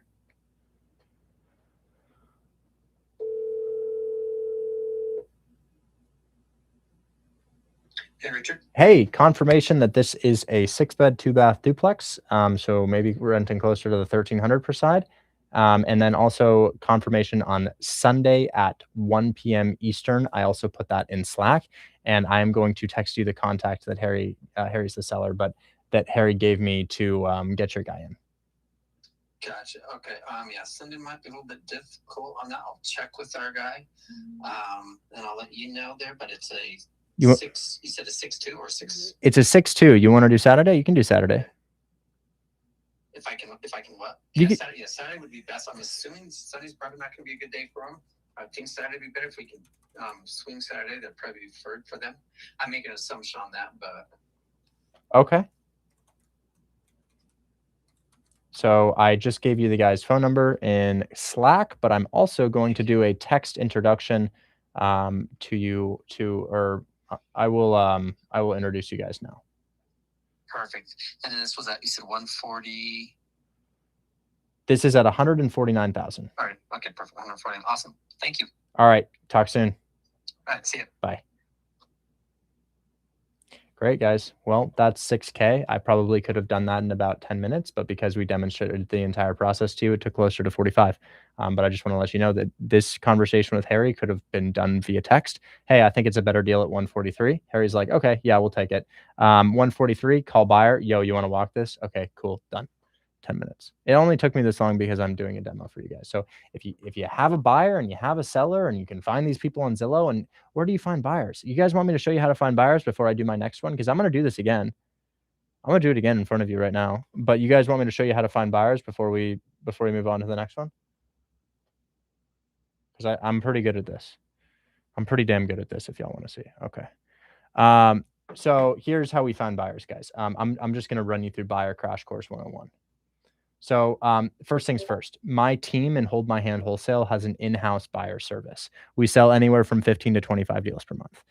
It's a team of women out of the Philippines who cold calls, and you are welcome to submit your deals to us to find buyers because we collect these buyers and we will handle everything for you from walkthrough to title to closing to payouts to wire transfers.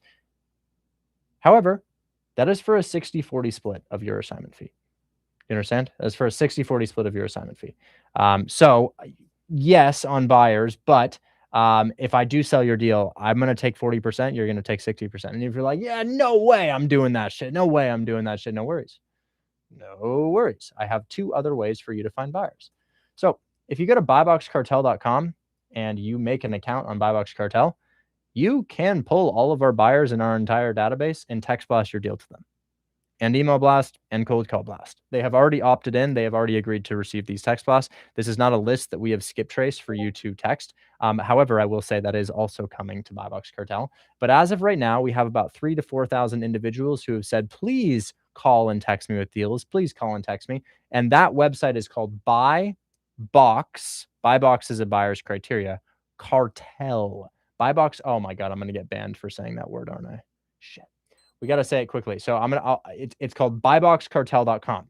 That is the second way to find buyers. Okay. So first way, send it to my team and we will display the deal for you. 60-40 split. That is how I get most of my assignment fees. We do 15 to 25 per month.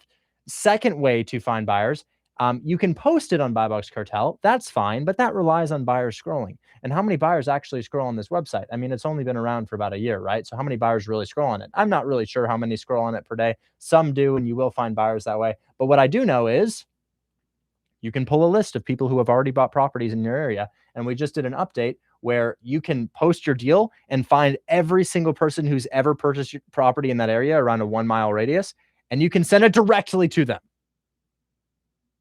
If you're like, but I don't know how to do the wholesale part of it yet, so buyers don't really matter to me. Great. This program is literally called Hold My Hand Wholesale. As I said, I want your $20 desperately. Click the link in my bio, join Hold My Hand Wholesale, and then you can learn how to wholesale. So no matter, my goal is to control the entire industry, right? So whether I'm demonstrating how to do this on social media, teaching you within Hold My Hand Wholesale, selling your deal, or collecting a check on the title side of things with my in-house title company and transaction coordination called Gold Key TC, I'm trying to control the education, the sales, the purchases, the title work. That's how I'm going to get my SF90 Stradale. If you're not privy to that, that's a car that costs as much as the average house in the United States. But that's beside the point. The third way, and one of the best ways to find deals, is to post that shit on Facebook. On Facebook. By the way, Instagram, it seems opportune for the audio to cut out right now. So just let me know if that happens. I hope it doesn't happen. Now, this is what I'm about to tell you right now. I wish I didn't even say this, because it honestly hurts my business model to tell you this, because you will find so many buyers on Facebook. You just will. I want to show you something, guys. So check this out. I'm sharing my screen on Discord. And if you guys look at my screen share, this is not a group that I'm affiliated with. This is simply a group that I think is awesome, quite frankly.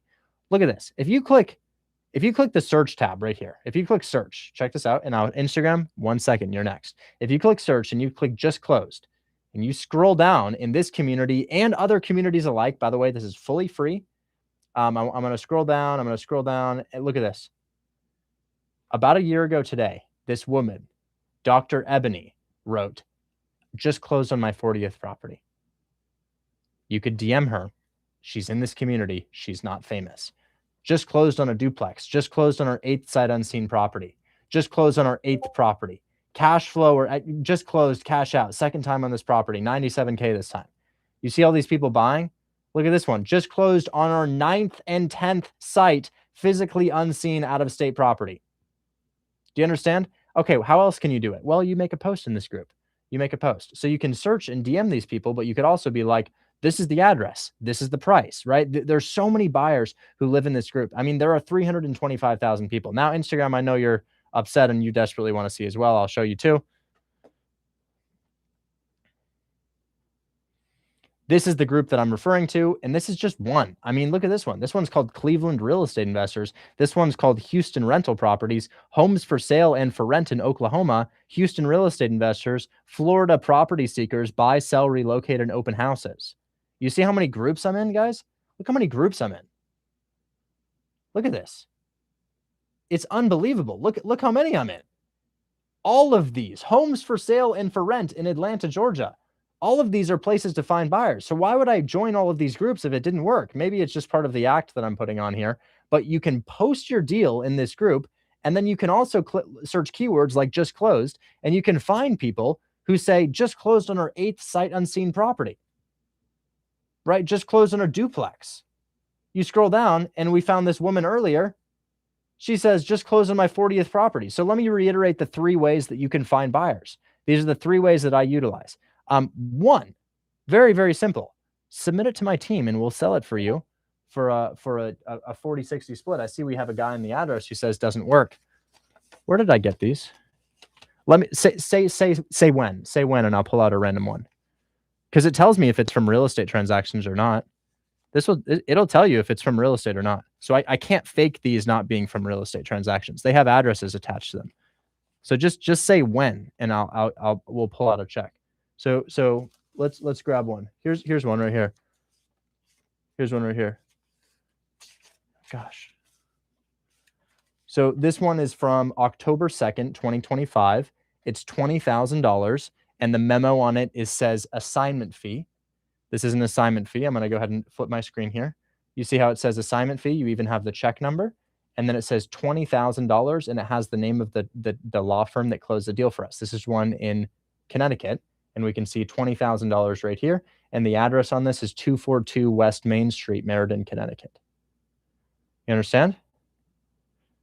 Right? So that, you know, I'm not trying to tell you guys how to make $200,000 a month. I get it. There's all kinds of claims like that. I'm trying to tell you how to quit your job and make like 300, 400, 500K a year, and then start investing in real estate so that you can eventually make $100,000 a month. That shit takes time, but where it starts, learn how to find deals. Now I get all these comments here that it's like, how do I join your team? How do I join your team? And I'll answer these questions before I do my next deal, because I said I was going to do multiple deals. I've done one deal on today's live stream. I'm not done yet. I'm going to do more than one deal on today's live stream.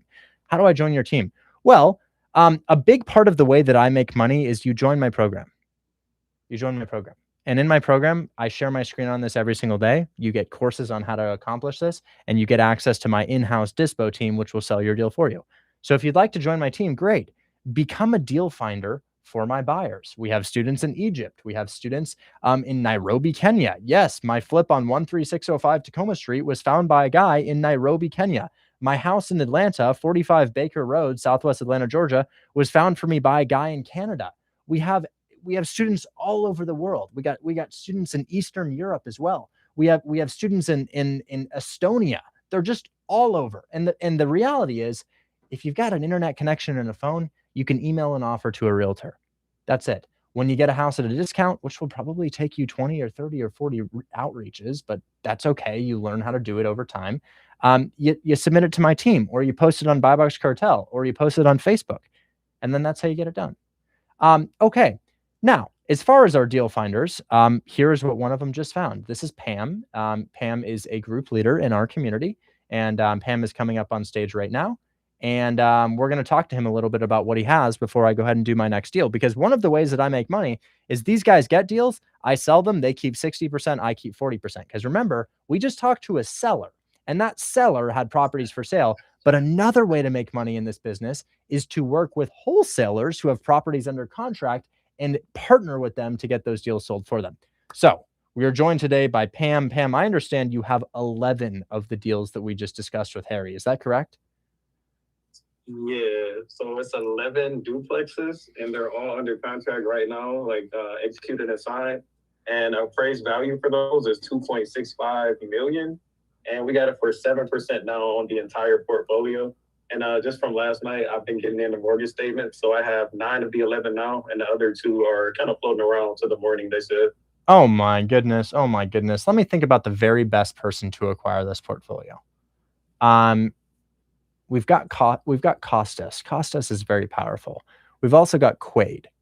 I owe Costas a deal. I really do owe Costas a deal. So I'm gonna hold on. Let me call one of them here. Now, you may not have this off the top of your head. Is that the Apple Watch we bought you? Oh no, I bought it. Okay, good. Because wholesale. Pretty sure there's some fees in there. I talked to a guy. I was like, "Yo, nice to meet you." And he says, "My girlfriend wears the Apple Watch you gave away to me and hold my hand wholesale every single day." Anyways, I owe Costas a deal. Let me call him really quickly here. Hold on. I owe this buyer a deal. I really do.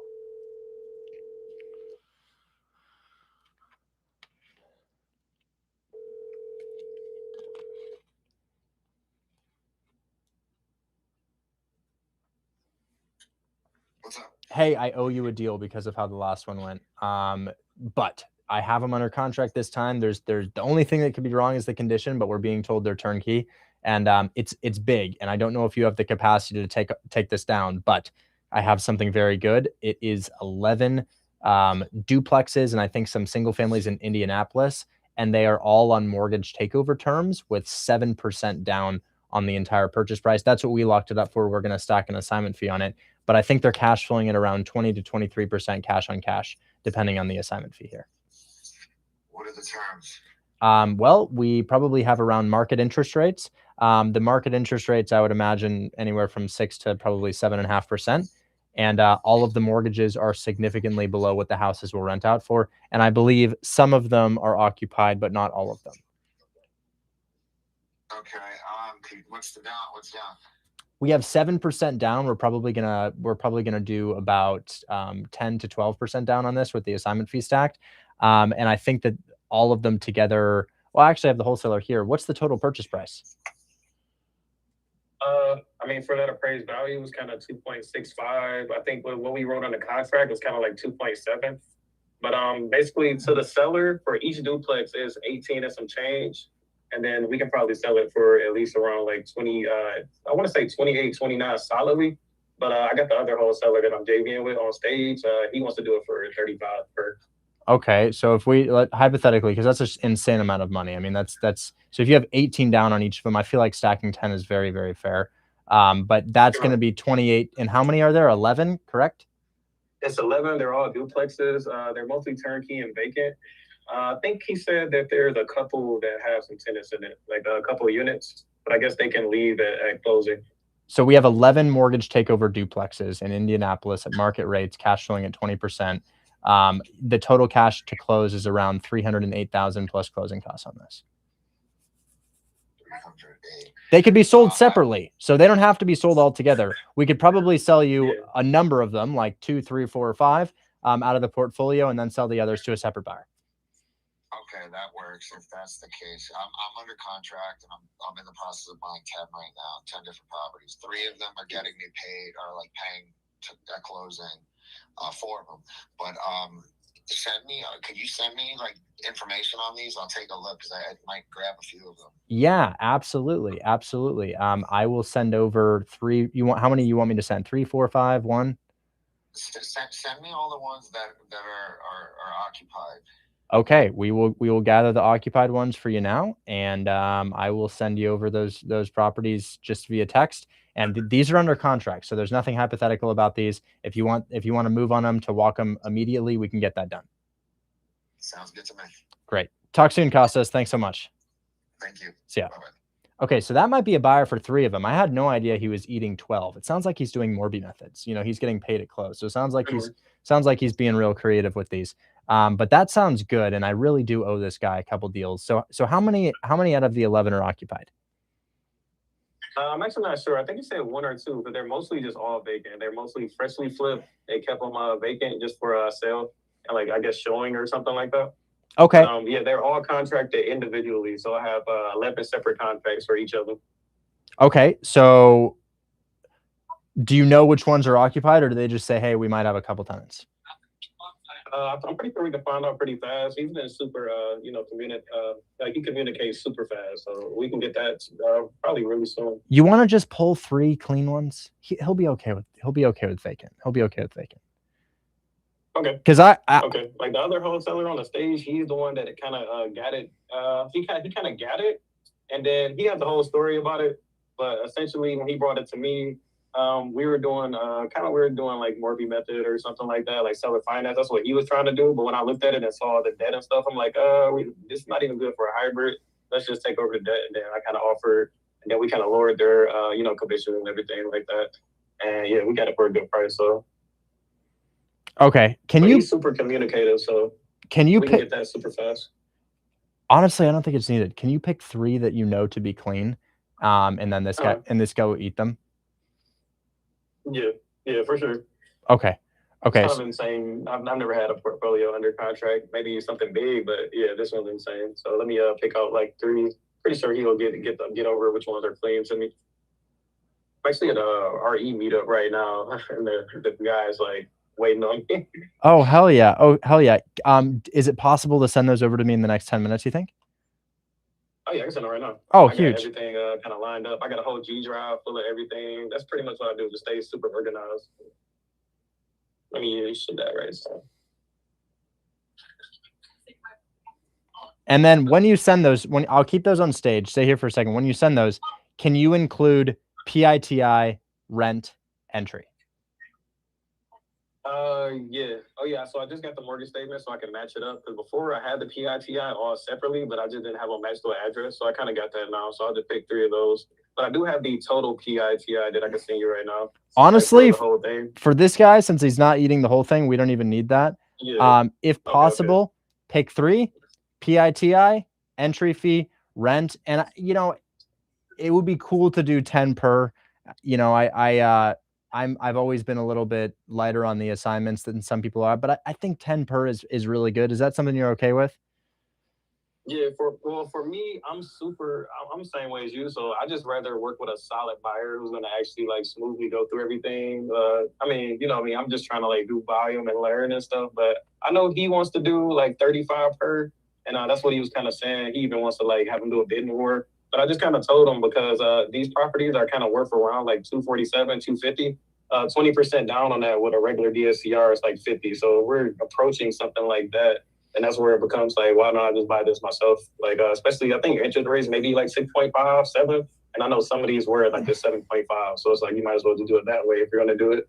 Okay. All right. I'm going to, pick those 3, and I'm going to send those over to him now. And then just, if you could text them to me in this format. Address, PITI. I don't think interest rate's super important, knowing that it's like 6 or 7%. It just doesn't really matter that much. Address, PITI, rent, entry fee, and no need to include closing costs and entry fee. That's assumed on top. Right. Okay. Yeah, I got you. As far as the duplexes, I think they cash flow, but yeah, let me get this over to you right now, and then yeah, I'll stay on stage, and then I'll just kind of go dark for a second, like. Yeah. Stay on stage, and then yeah, guys, I think I'm gonna do this one more time today. I think I'm gonna do one more deal, and then I'm yours for about an hour for questions. Well, I'll let the chat decide, guys. I'll let the chat decide. Would you like to see me do it one more time, or would you like me to take questions for the rest of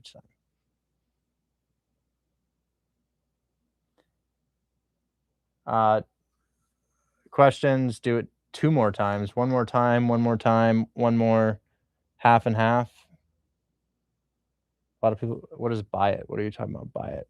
If I look at the please help me, 2% mortgage takeover in Indiana. I'm happy to help you out, but we do have to do.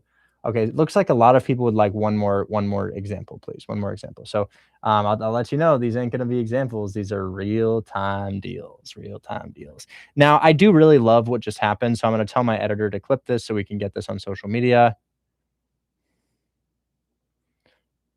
And then we're going to do it one more time. So the verdict is one more time. We'll do one more time. Yo, write this down so you don't forget it. But I just called Harry on stream. In depth went through a wholesale relationship where I'm going to be wholesaling 5 to 8 properties per month for him for about 5 to 6K a piece. And then I contracted one of them. I got the contract signed, like executed, signed. I'm going to send you the contract. I'm going to download it and send it to you so you can include it in the video as like an executed purchase and sale agreement. And then I want to make a YouTube video out of this in the next 2 weeks or so. And then for tomorrow, I would like to post a short form. But dude, try to show less. It doesn't need to be so detail heavy. I really just want to show the main things because people don't have the attention span to watch for 3 minutes. If there's a way for you to pack this into a minute and a half video, that's the type of shit that'll go viral. I got you. All right, cool. Yeah, I'll see what I can do. I'll look it over tonight. Okay. So this is the first hour and 20 minutes of today's live stream. Hour and 30 minutes of today's live stream. So for the whole hour and 30, this was the stuff? Well, yeah, but I'm elaborating and yapping and making little jokes here. So a lot of it can just be cut out. But for the YouTube video, shit, make that thing 30 minutes long. But for the just the TikTok video, yeah, 90 seconds. I call Harry, we do the negotiation. I call the buyer, we set up the walkthrough. I turn to the camera and say, this is how you make 30K a month. All I'm doing is this, this, and this. And then that's the video. Sounds good, dude. Yeah. Cool. I'll put that in the group chat right now. And the way that I know it'll go viral is the amount of viewers I had on TikTok the whole time. TikTok's been at 160 to 140 viewers. And it's just that, that's just, it's like an indicator as to whether or not it'll go viral. Good. Sounds good, dude. All right. Huge. Thanks so much. Talk soon. See ya. Yep. See you, bro. So I have a social media team that posts a lot of content for me. Anyways, Pam, just let me know when those are over to me, and we'll send those directly to the buyer. And then I also have a buyer for the rest of his deals. So let me call another buyer right here. So we just potentially sold 3, leaving 8 left. 8 mortgage takeovers, Indianapolis, duplexes, low equity. We're gonna call right now. Thanks, ATYP.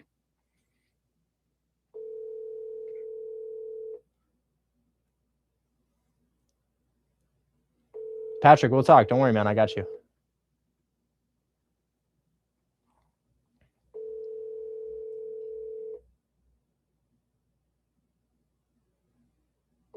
When one buyer doesn't pick up, just call the next one. I collect these guys like Pokemon.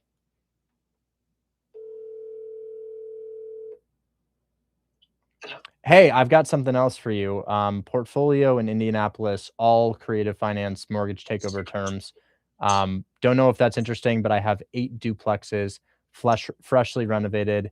They are vacant, and they're in Indianapolis with 6 to 7% interest rates. But your total entry is around 10 to 12% down, and closing costs are exorbitantly cheaper, and no qualification needed. Interesting. Yeah, definitely be interested. Send it over. Yeah. So because I know how the Sue thing happened last time, for this particular deal, it is a creative finance transaction. And I think it is very, very important to preface this to the buyer. This is not something that we can exactly go to them and ask them to make a ton of repairs on. We can ask for some reasonable things, but the amount of what they've given us is a gift. They've said to us, you can put 7% down on our entire portfolio. It's just like, oh my God, why the hell would you do that? I know I would never do that, but they've agreed to it, and they're holding the mortgages for us. It doesn't go on your buyer's debt to income ratio. They don't have to qualify it. They don't have to set up any LLCs. They're just taking over the debt that's already in place. So I would say preface this as like, hey, this is a stupid rare opportunity. We almost never get stuff like this, especially a renovated portfolio of duplexes like this. So, the cash flow is really strong on it. It's going to be like 20%. But just, tell them, hey, take this with a grain of salt, because this is a really rare opportunity. And I want to try to avoid the Sue renovation system thing that happened last time. That's a one in number again. Okay, huge. Well, I'm gonna send these over to you in probably the next like 30 minutes or so. I have the wholesaler compiling the address, PITI, entry fee, and rent for your purposes. Underwrite closing costs per deal as $6K because we contracted them individually. So you'll be closing individually, and because there's no lender, closing is exponentially less. Sweet. Okay, that's a win. Huge. That all works out. Excellent. All right. Well, I will have those over to you, not immediately, but probably in like 30, 45 minutes as the wholesaler has to compile all the data. Yeah, no worries. That works. Awesome. Talk soon, man. See ya. Thank you. See ya. So if he has 11 and we get 10 for each, that's $110,000. That would be the biggest assignment fee I've ever seen. Yusuf, I just called Joseph. No response on Mount Clemens. But last I checked, she was interested. I just have to follow up. Now, that wasn't the next example I was going to do. The next example I'm going to do is going to be another seller. So I've got another seller here. So St. Louis seller. Okay, I'll let you guys pick. Do you guys want me to do another deal in Cleveland, or you want me to do a deal in St. Louis, Missouri? I could do Cleveland or St. Louis.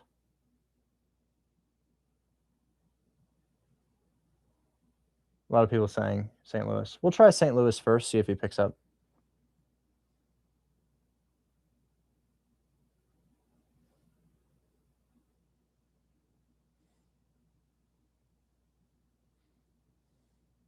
Okay, trying St. Louis first.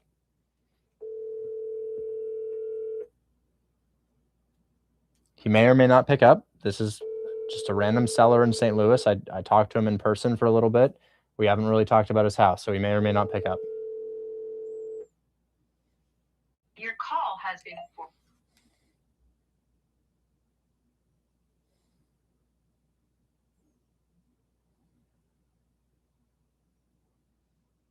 He declined the call. I'm going to text him, just remind him who I am. And then we're going to try for the Cleveland one. So let's try for the Cleveland one. Austin.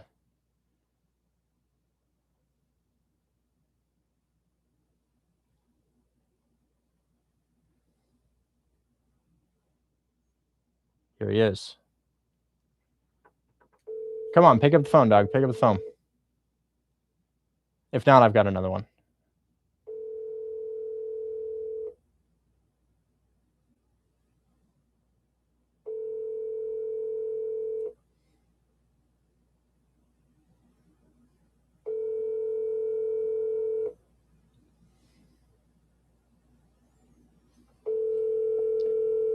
Your call. All right. 0 for 2. I've got one more that I can try today.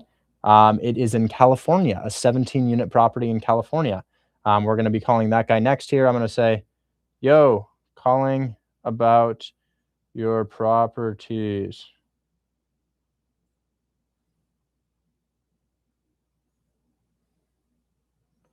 Okay. So let's call the next one. The next one is a 17-unit. Now I need to speak to the wholesaler for this one because I don't remember what's going on. So the wholesaler is named OB3. Let's bring him up really quickly.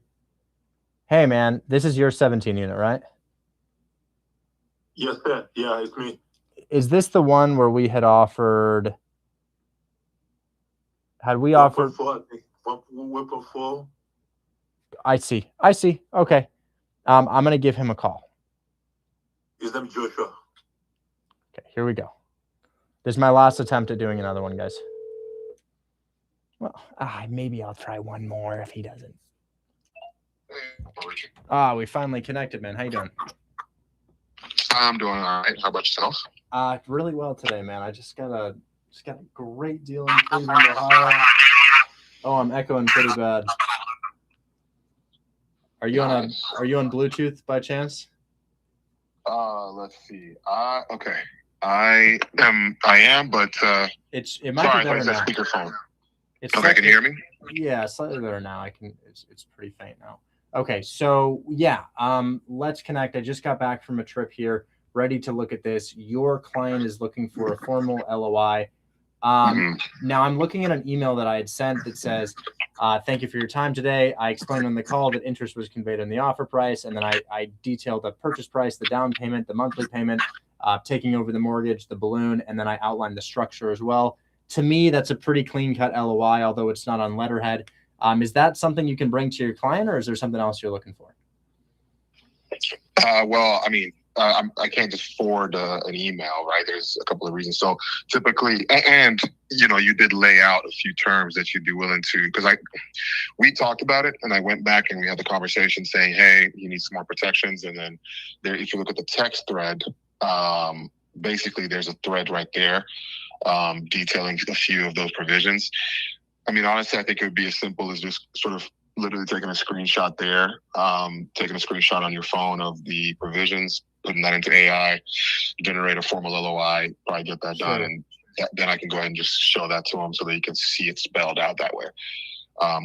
We've had a ton of activities, a ton of offers, and just going back and forth with various people, and especially with deals like this, the truth is, like, there's stuff that I won't say gets lost in translation, but someone will say something, he might change, the buyers might change, so personally, I keep just wanting to select somebody so that I can then so they can eliminate the middleman process, because with a deal like this where there's a little bit of back and forth, and frankly, parties keep changing things up, especially my seller. One day he's willing to do something, the next the other. That's part of the reason I want the formal, because it spells everything out, and then it almost in a way, not eliminates me, because obviously I'm still here to facilitate, but then it's not like I'm being a conduit and then, okay, hey, I mean this when it's really this. So that's partially the reason we're at this stage. Okay. I'll do exactly that. I'll take that email and I'll throw it into an LOI just to avoid any sort of crossing of our lines here. And exactly. We'll go ahead and send that over to you, and then hopefully we can present that to your client. But yeah, just to reiterate the structure, I mean, your client has a mortgage on the property. And then there's a portion of the property that they would net in profit. We want to give them $150 up front, and then cover the mortgage, and then make an additional $2,000 monthly payment to them on top of the mortgage, only for about 7 years. And then on year 7, we'll refinance them out. The benefit for your client there is no capital gains tax on the proceeds that they receive, especially knowing that they have 7 years to figure out what they're going to do with the proceeds to 1031 that. So it kind of gives them a period of time to collect more than they would initially with the 1.4 million, and then also defer any taxes that they may see from a traditional sale. Yep. No, I get, like, we do understand. So again, some of the highlights, partially the reason I'm having you do the formal, and I want you to include the stuff that you send in the text, and anything else you'd like, is so that he gets to take everything and put it all together, right? And compare it with others and just say, okay, this is it laid out, right? beyond just the initial terms, because I think the terms are generally fine. I think he's more than happy to talk about it. I think getting into some of the other stuff that we've already talked about, okay, the new entity, what percentage, who gets what depreciation benefits, some of those things are some of the stuff that we've been discussing. And having a formal LOI with as much spelled out as possible helps just advance things a little bit quicker. Got you. Well, I've just put that into AI while we're on the phone together, and that has drawn up an LOI for me. I'm going to put it into Google Docs. I'm going to make it a public link, and I'm going to get it over to you. Sounds good. Thank you. And make sure, did you include the stuff from the text as well? Oh, are there objections and questions that he wants answered in a text group chat? I'm sorry, I have so many messages. So if you look at our text, so you'll go, if you look up, you'll see to July the 28th, where you have the 5 points. We can use the deed of trust, the promissory note. I want that information in there as well. That's yeah. That's really the stuff that I was hoping we could get in there. Okay, so good morning. Give me a call when you have a chance. And then you must have sent me the answers, or you must have sent me those questions via email. So those, because I must have read the email that you sent and then responded via text, because I don't see the actual prompts to the questions. I'd like to put your questions right next to the right next to my answers. Oh, got it. I see. Let me see. Yeah, that basically, yeah. This well, these weren't a response. These were just some of your suggestions to really basically show the honor that, hey, you're protected. Okay. Yeah, I'm sorry. I was missing the portion where I thought you'd sent like, hey, question 1, question 2, and I had responded like that, but it's a little different than that. Okay, sure. Yeah, let me throw that into the LOI. Perfect. Thank you. Absolutely. Talk soon. Thank you. Bye-bye. Okay, so what's going on in that conversation? Well, while I was in the Philippines, I got shown a 17-unit portfolio in California. It cash flows pretty well, and I made them an offer. The offer was well received. I've been trying to get on the phone with the realtor here. It sounds like his client is interested in accepting my offer. We just need to put this into a format that his client wants, which is called a LOI, a letter of intent. And a letter of intent just outlines what we plan to do. And sometimes it's on letterhead. And what is letterhead? Well, it's like a little document that's nice and pretty. But I just had AI draw it up for me. Which it's in Houston. It's not California. It's in Houston, Texas. Oh, I'm sorry. I thought I was also looking at one in Sacramento or something. Somebody had one in Sacramento. I don't exactly know. Oh, Instagram lost audio. Oh God, Instagram, you fucking suck.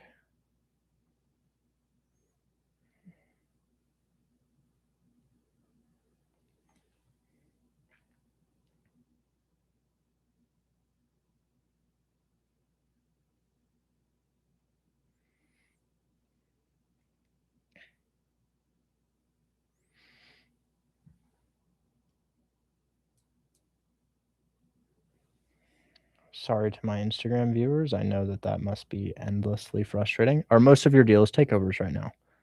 No. I'd say like 60%. Well, I guess that's most, isn't it? They're mostly some sort of seller finance or mortgage takeover. But then I also have probably about like, I have like a deal on Joanne Street for $10,000, 17-unit Ike. I probably have like 3 or 4 cash deals in closing, and I probably have. Actually, I closed my mortgage takeovers. I only have 1 mortgage takeover in closing. Yeah. I probably have 4 or 5 cash deals in closing and 1 mortgage takeover in closing. I actually closed out Covert Avenue and Diatomite Avenue. So those are closed. I actually, be honest, most of my deals are cash right now. Juno is grabbing the best 3. Perfect. Yes, Pam, send me those so I don't forget. We need to send out this LOI.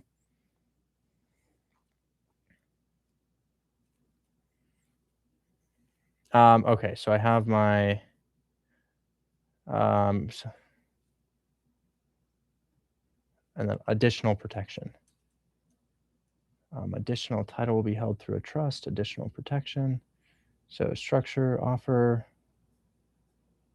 Is that the same protection clauses?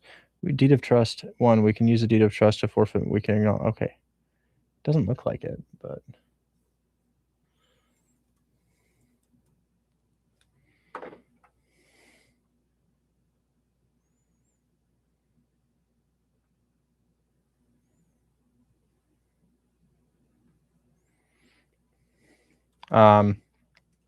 default protections.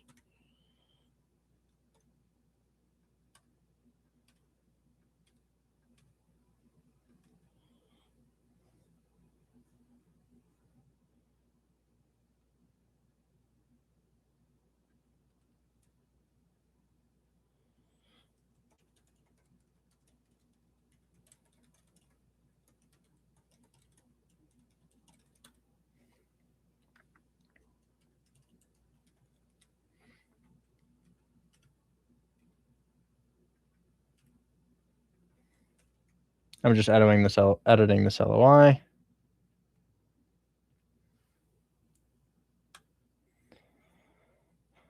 Okay.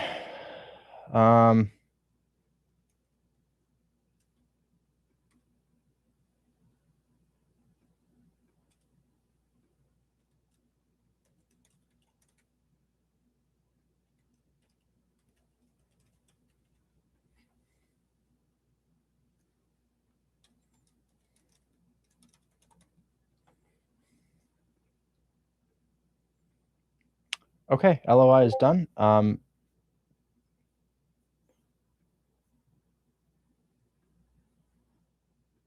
Anyone with link, copy link. And then we'll just, wow, AI is so convenient. Holy shit. I can't believe it just did. Yeah, quick and quick.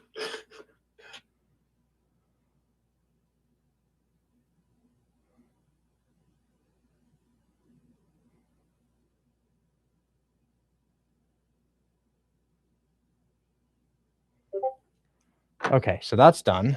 And then I'm going to text that to him, and then we'll just take questions. So I know you guys have a lot of questions, and your life is falling apart unless Richard intervenes. Oh my God, please, Richard, I need to show you this.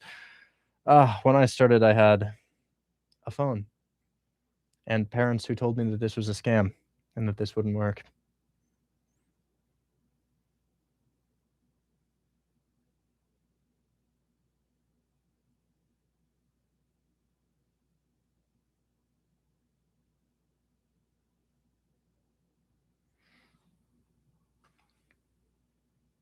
Okay.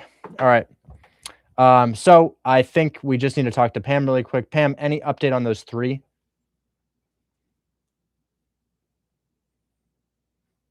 He's in a meeting right now. I'm trying to look at the top with all the portfolios right now. Oh, just huge. A lot of information right now. Give me like 10, 15 minutes, maybe 20. Okay. Yes, definitely get me those prior to the end of the stream. You think you can get those to me prior to the end of the stream? And even just 3 addresses. Like, you can get me the PITIs later, but just 3 of these addresses for the buyer to check out. Yeah, I'm trying to call the agent because he knows more of the properties himself to have him pick the 3 for me, because there was some new information that came in the morning. He was saying the ones that are like half vacant, there might be some work that needs to be done, but not a lot of work. So I'm trying to verify that information that he gave me. Yeah, let me know which ones are relatively turnkey, ideally, and I will send those to the buyer. Okay. Okay, I'll let you know. Okay, so we've talked to you. Patrick is next. Patrick, how are you doing today, man? What's going on, Rich? Not much. Here to put out y'all's fires. What do you need? So I got 2 sub 2s. I just dropped the one in your inbox. Great. Chat, for those listening, what is a sub 2? What is he talking about? He's talking about taking over debt that's already in place without having to assume the mortgage. This is a big value to a lot of buyers, assuming the deal cash flows. Or if it's a $0 down house, that can be helpful as well. So I see one in Elgin, Texas. Is that the one you'd like me to look at? Yep, that's it. Okay. So usually houses, so we're looking at a $290,000 middle class house. Usually houses in this price point are, well, let's read what this says. Owner finance, takeover payments, low interest. Wow, interesting. Usually houses in this price point don't cash flow. So is this a non-cash flowing mortgage takeover? What's the situation here? Yep. Okay. He has I gave the description what he was looking for. He has a 3.1 interest rate. 3.1% interest rate. Looks like rent is $2,100. Your payment is about $2,200. I think it was, he said something. I sent the spread to you. I think it was 24.51. It was pretty high. That's why he didn't want 0% interest on the 0% interest, just assume the 3.1 over the 6-year balloon term. Okay. I can't throw a balloon onto a mortgage takeover because we can't build 25% equity in 6 years. I mean, sorry, over the down payment. So we're just assuming the 3.1 or the best angle. That's what I was trying to figure out. What's the best angle with it? Because it's high. The PITI is pretty high. The breakdown, if you look at it. Well, it's okay if it has a really good interest rate, somebody will be happy to take that over.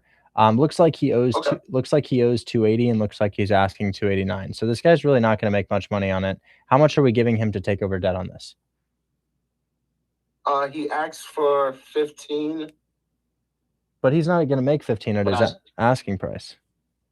I know, that's what I was thinking. So I'm trying to see his best angle.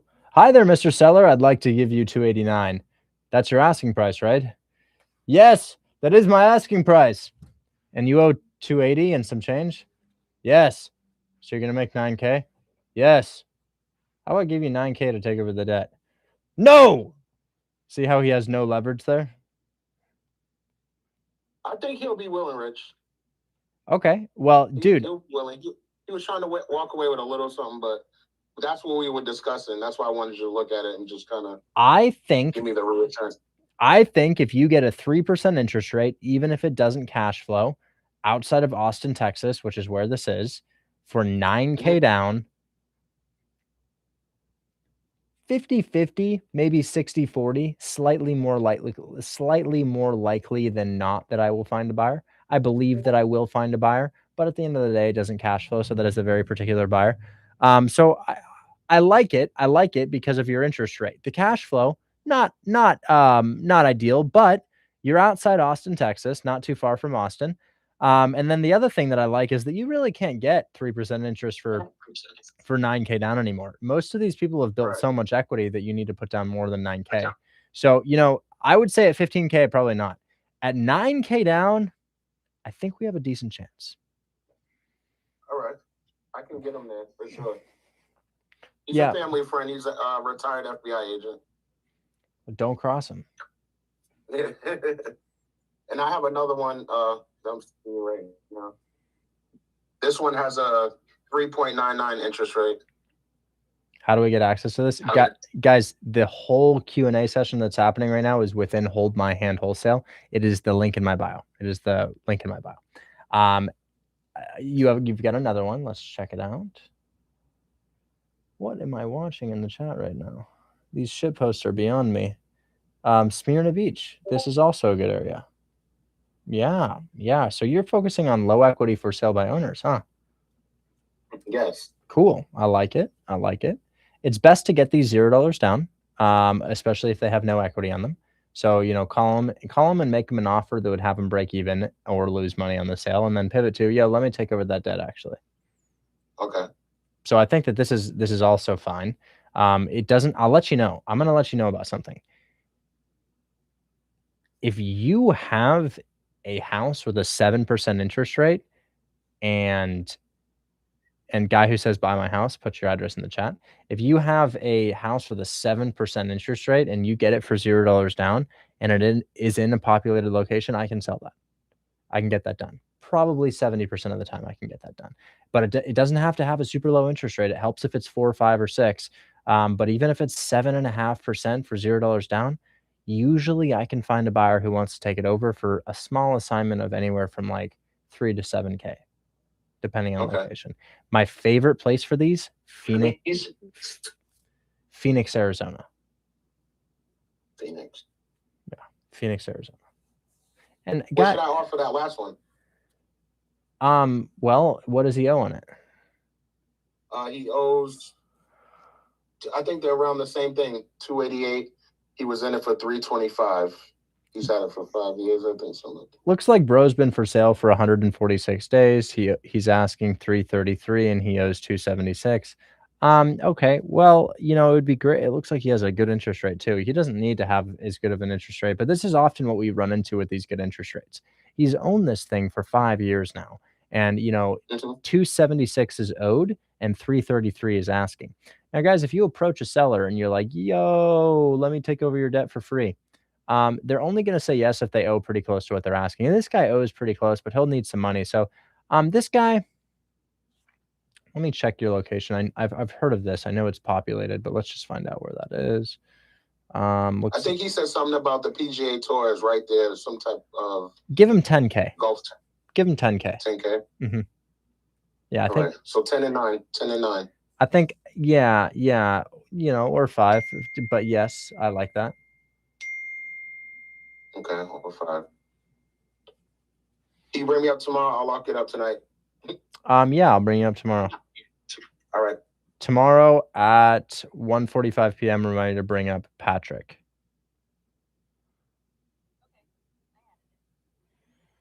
Okay.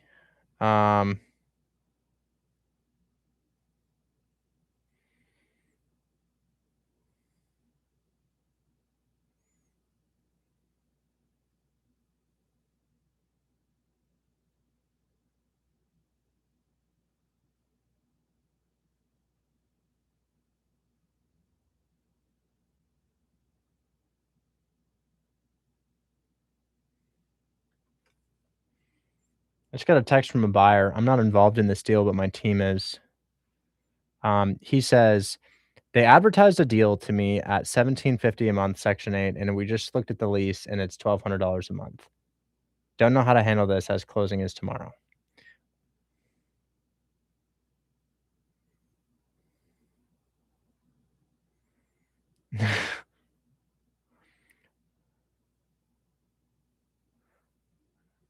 Let me hit up Mara.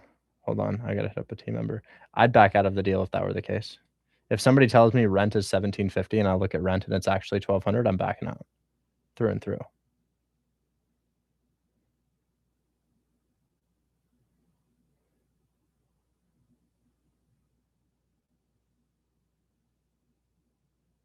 Did we advertise rent as $1,750 and it's really $1,200?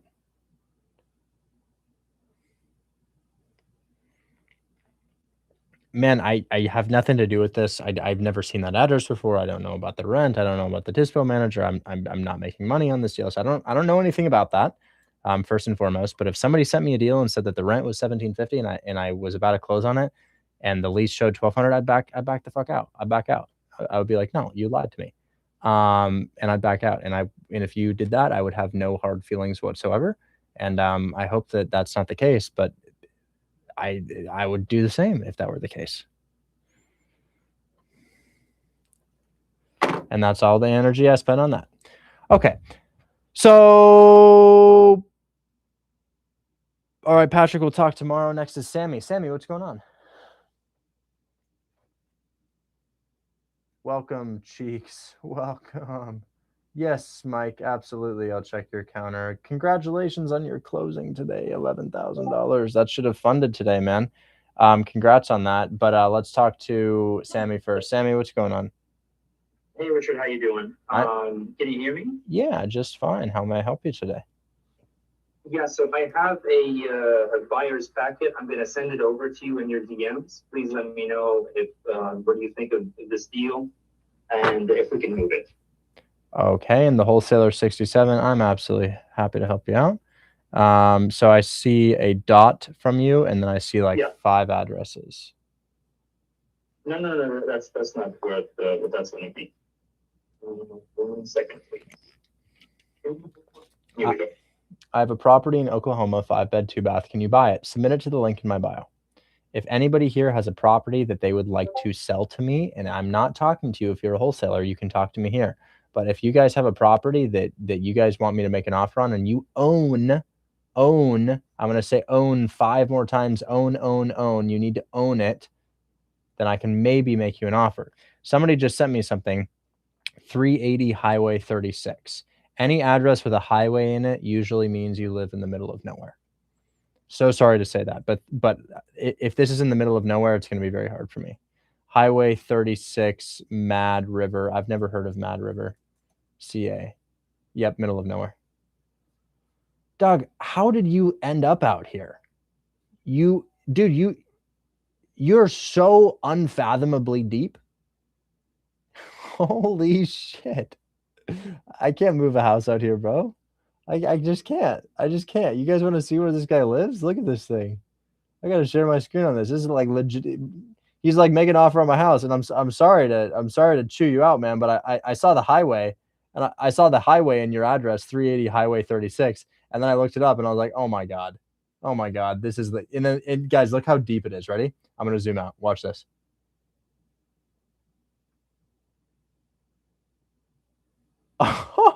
Where are we, bro? Holy shit. There's still no major city. This is like 150 miles in every direction, no major city. And if you're like, well, what about Bloxburg, bro? This is also in the middle of nowhere. None of these are major cities. So you're here, and your closest major city is Fort Bragg. And really, I mean, that's not even like a major city. Your closest major city is Sacramento, and you appear to be like a 10-hour drive from Sacramento. Fortuna, I've heard of that. Fortuna, but it's tiny. It's tiny little area. So yeah, man, I'm gonna be honest. There's no investor, there's no retail buyer, there's nobody to move out there. So I'll show TikTok now really quickly. But guys, if this is your property, can I ask you to hold my hand also? I'll share. But look at this. Look at this. This is the property, right? And let's zoom out until we see people. Not here. No.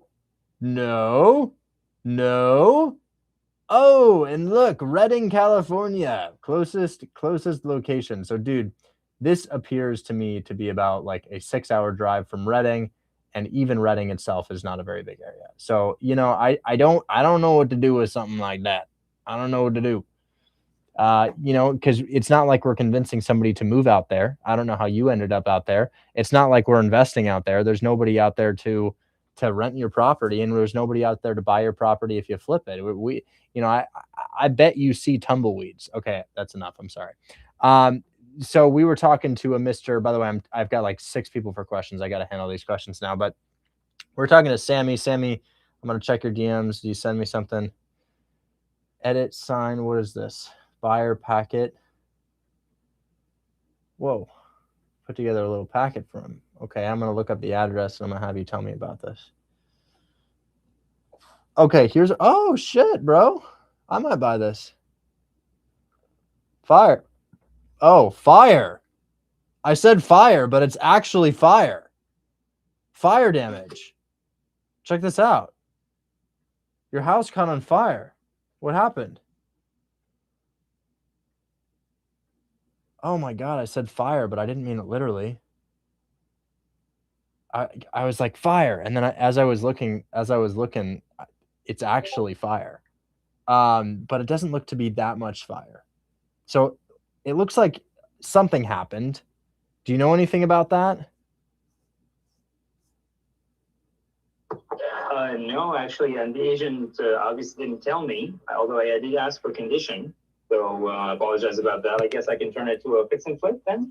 Definitely a flip, but also just by this condition, this would also be a flip. If a house looks like this, you know, it's like if we see little things like this is okay. It's not in bad condition, but for my buyers, the lender would be like, yo, we got to fix these little minor things. So when I see stuff that just looks like, I'm gonna drop a couple pictures in here. These are all reasons that a buyer wouldn't be able to get a loan on a property. I should say that the seller said, like, if there's any TLC, I'll try to fix it before we close. But I usually, if the budget for those is like more than 10K, I assume it's a it's a fix and flip. It's no longer a cash deal. When I He confirmed, like, no, yeah. Sorry, when I saw this, man, I was like, fix and flip off the bat. I mean, we got missing floorboards in the attic. We got fire damage. We got a kitchen with 2 different countertops on it. We have a split floor in the center, meaning that there's one side that has tile, one side that has carpet, all in one very tiny kitchen, like 20 square feet apart. And then we also have like peeling paint on the exterior. And then we have this screenshot of the wall I gave you. And I know that none of that stuff seems to be major, but I just want to let you know, when I tried to sell my duplex on Merland last week, we got it inspected, and the most minor of minor things came back from the lender that I had to fix. And it's just for that reason, my 2 exit strategies on this are fix and flip, or I would love to do a seller finance on something like this, because seller financing, we're not at the mercy of a lender, and people understand that seller finance is such a gift that it's okay if there's a little bit of TLC in this. Now, the fire damage is another story, but it doesn't look that big. I would just be like, hey, Mr. Realtor, there's a fire in the property. Were you going to tell me about that? And then I would just kind of see what that would yield, because I just know that even if your cash on cash return is excellent, this is something that needs a renovation. Now it could be a great property to renovate. Could be an awesome property to renovate. But remember, think about your cash on cash return after the property is renovated and what it can sell for. Now, one thing to consider, if your property is truly 3,000 square feet, the rehab is high. It's high rehab if it's truly 3,000 square feet. And the reason I say that, and it looks like it actually is 3,000 square feet, but the reason I say that is because that's a large amount of square footage, and that's a large space to renovate.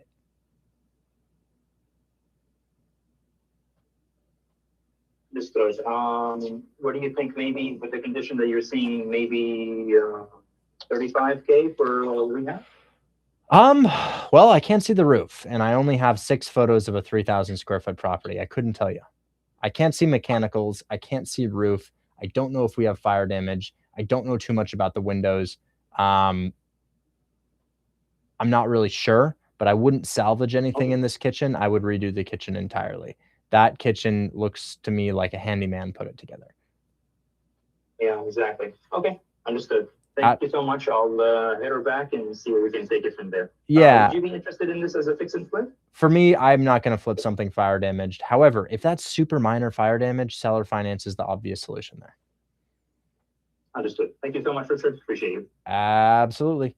And Harris, I want to find a deal for you. I really do. I'm just so bogged down in time that honestly, I might put Yusuf up to it. I don't know if Yusuf is still here.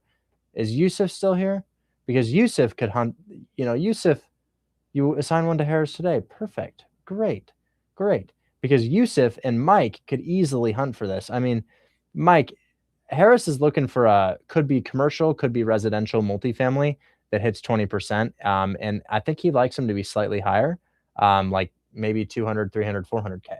So if you can find, it doesn't even matter what it is, and it's cash. We're not offering seller finance. You can offer seller finance just in case they want to accept it. But dude, if you can find a deal for him, he'll pick that shit up. I mean, it sounds like Mora just assigned that one to him today.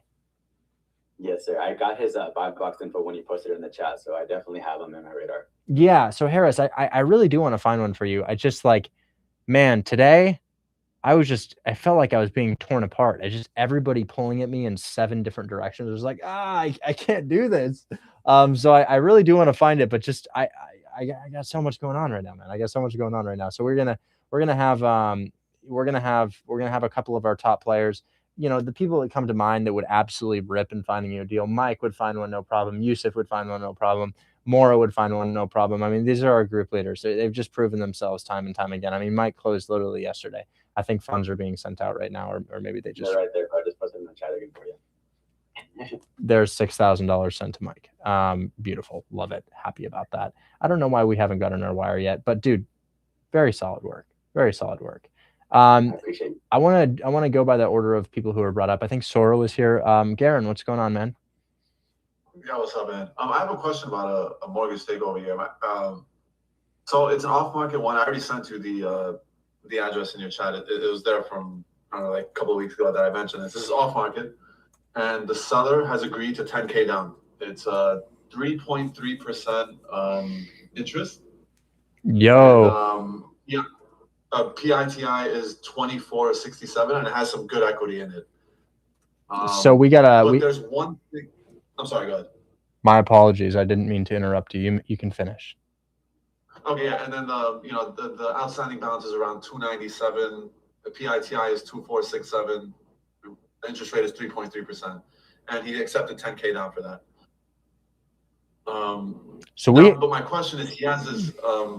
It's not a weird request, but maybe it is. I've never encountered something like this out of all the trust deals I've closed. But he wants wording that the trust will change the insurance within 5 days of closing, and then they prorate any days of the month if we don't close in August. So like if we close in September, the month would be prorated for the days remaining, and then it's waived if we close in August.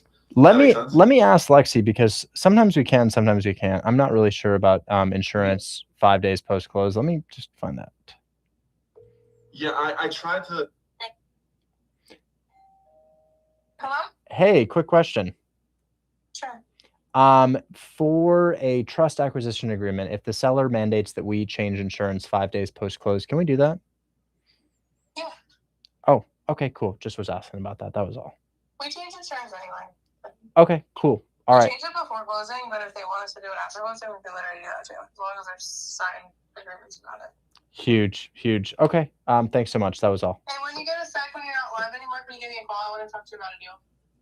Yeah. Is it for you? It's not for me. It's something completely different. So just call me later. Somebody's trying to break into my house. I got to figure out who this is. I'll call you in a sec. Okay, bye. Yeah. Guys, I have nobody supposed to come over right now, and somebody's spamming my doorbell and knocking on the door.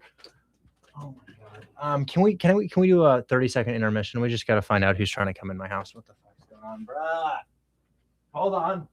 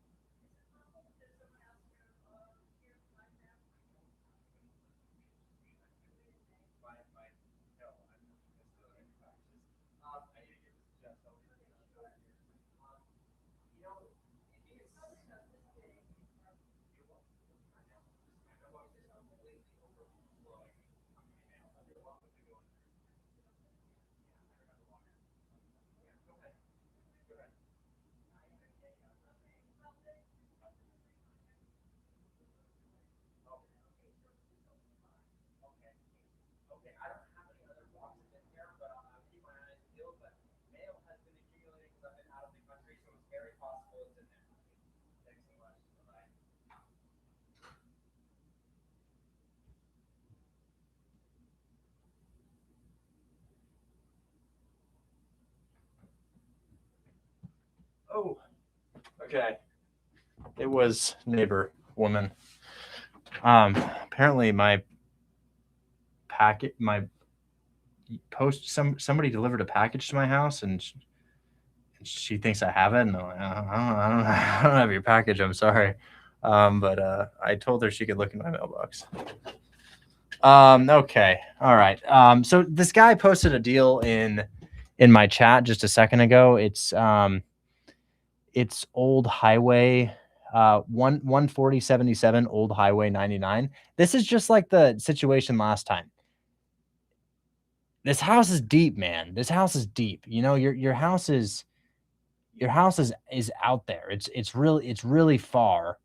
It's in Kanoa. Oh yeah, man. This is so deep, bro. This is deep. So I can't move a rural house, man. I don't have a way to move any rural houses, unfortunately. But who are we talking to here? We were talking to Sora about a mortgage takeover in San Antonio, 3% interest. I have a new community of people buying mortgage takeover deals to live in. So this could be something, man. Oh yeah, definitely. 3% interest. Yeah. And it is looking to be fully renovated, actually really nice condition. It looks to be furnished for Airbnb purposes. Is that the case? No, this was rented out. Actually, the tenant left on August 1st, so it's completely vacant now. And it was previously rented out, but now it's vacant. Excellent. Excellent. What's your down payment on the 360? $10,000. Under contract? It's about to get under contract. He just wants clarity on that thing that you just asked Lexi, and we got clarity on that. So I think we're good to go on it. Man, I can post this in my new community where we talk about taking over debt for low down payments. This is really good. Let me actually make a post right now. I have a community called the American Dream Project, and it's on School, and I am a co-owner of the community, not the owner. It's school.com/American Dream, and the entire purpose of that is buying houses without getting a mortgage. So let's just like at everyone.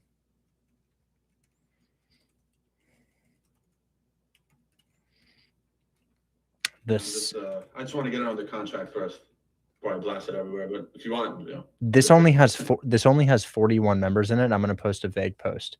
I have a mortgage takeover in San Antonio, and then parentheses 78204. Yeah, just don't leak the ad. Okay, you're sorry. 3 beds, 2 baths. It's off market though, right? Yeah, it's off market. Yeah, it's totally no agent. Oh, it's straight up with the seller. Okay, nobody. And you know the thing is, with this one, I hopped on a 3-way call with Jeff and the seller, and he was all for it. So, dude, yes, perfect. Isn't Jeff an amazing resource? Oh, I love that guy. I talk to him all the time. Somebody says, how is the seller protected? Well, if we miss payments, the house goes back to him. So if the house goes back to him, if we miss payments, the house goes back to him. If that happens 5 years down the line, they just won the lottery. Mortgage has been paid down for 5 years. House has gone up in value for 5 years. So that's their protection in this. And it's only 2 months of missed payments. So I have a new deal in San Antonio, 3 beds, 2 baths. This is going under contract now. Seller wants $10K down, but loan is 3% interest. Yeah, 3.3% interest.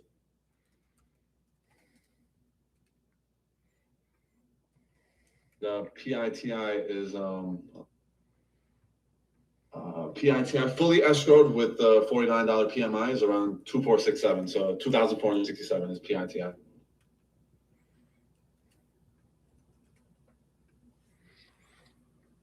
Huge.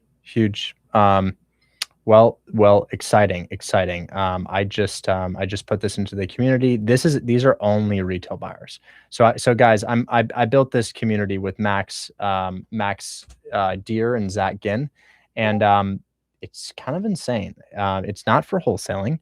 It's for buying primary residences. And I'll explain this to you guys really quickly here.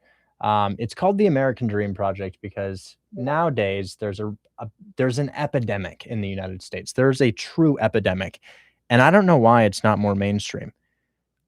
When you get a degree nowadays, you can't buy a house with that degree anymore. You can't. How do I know? Well, check out my degree. It costs $100,000 to get. A little more than that, actually, like $120,000.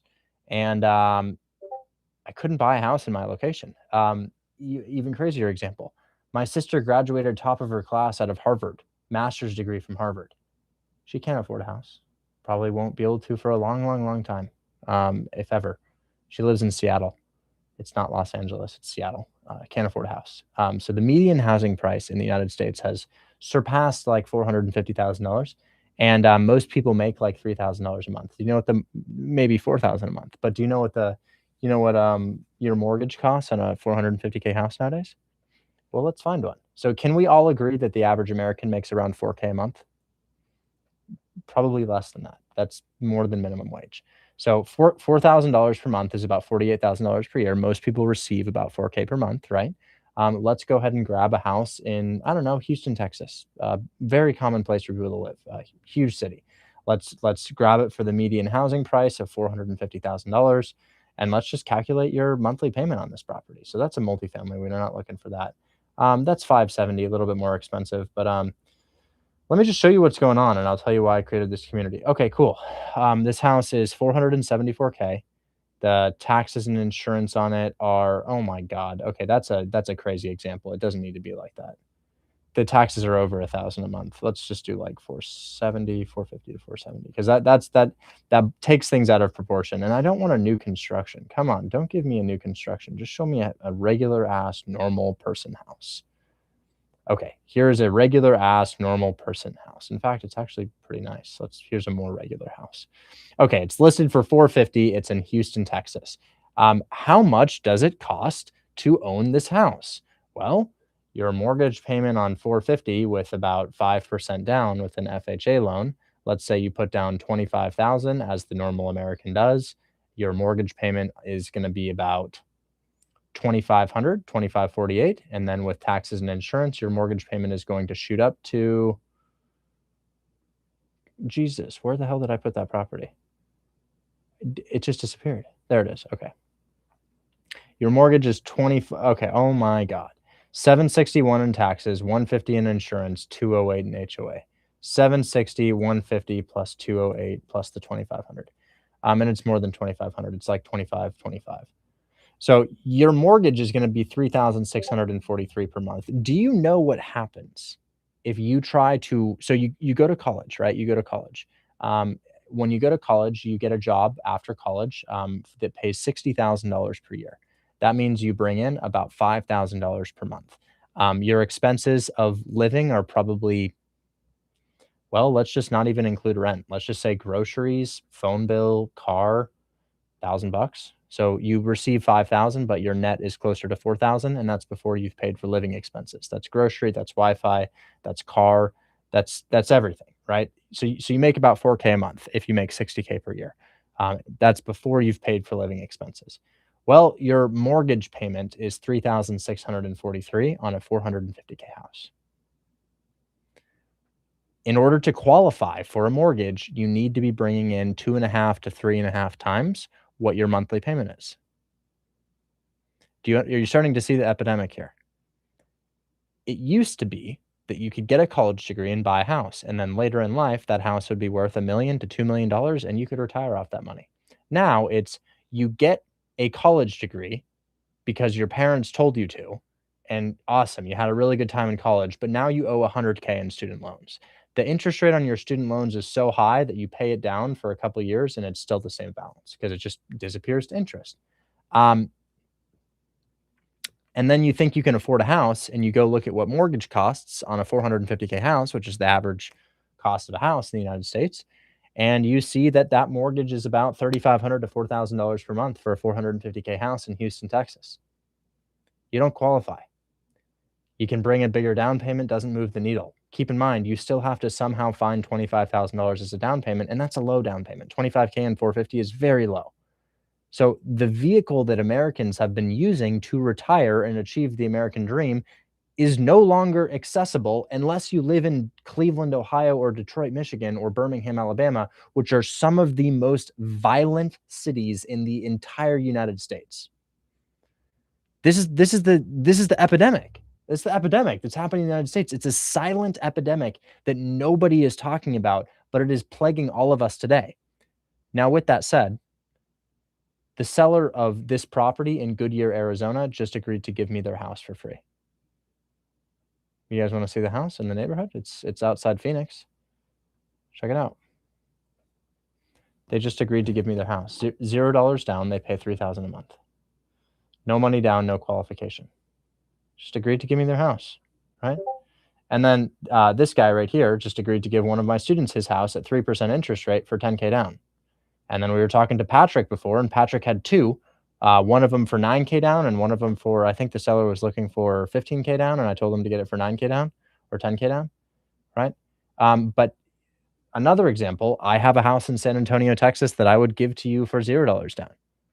I don't need a down payment. I owe what the house is worth and I don't need a down payment. So, in realizing this epidemic, what did I do?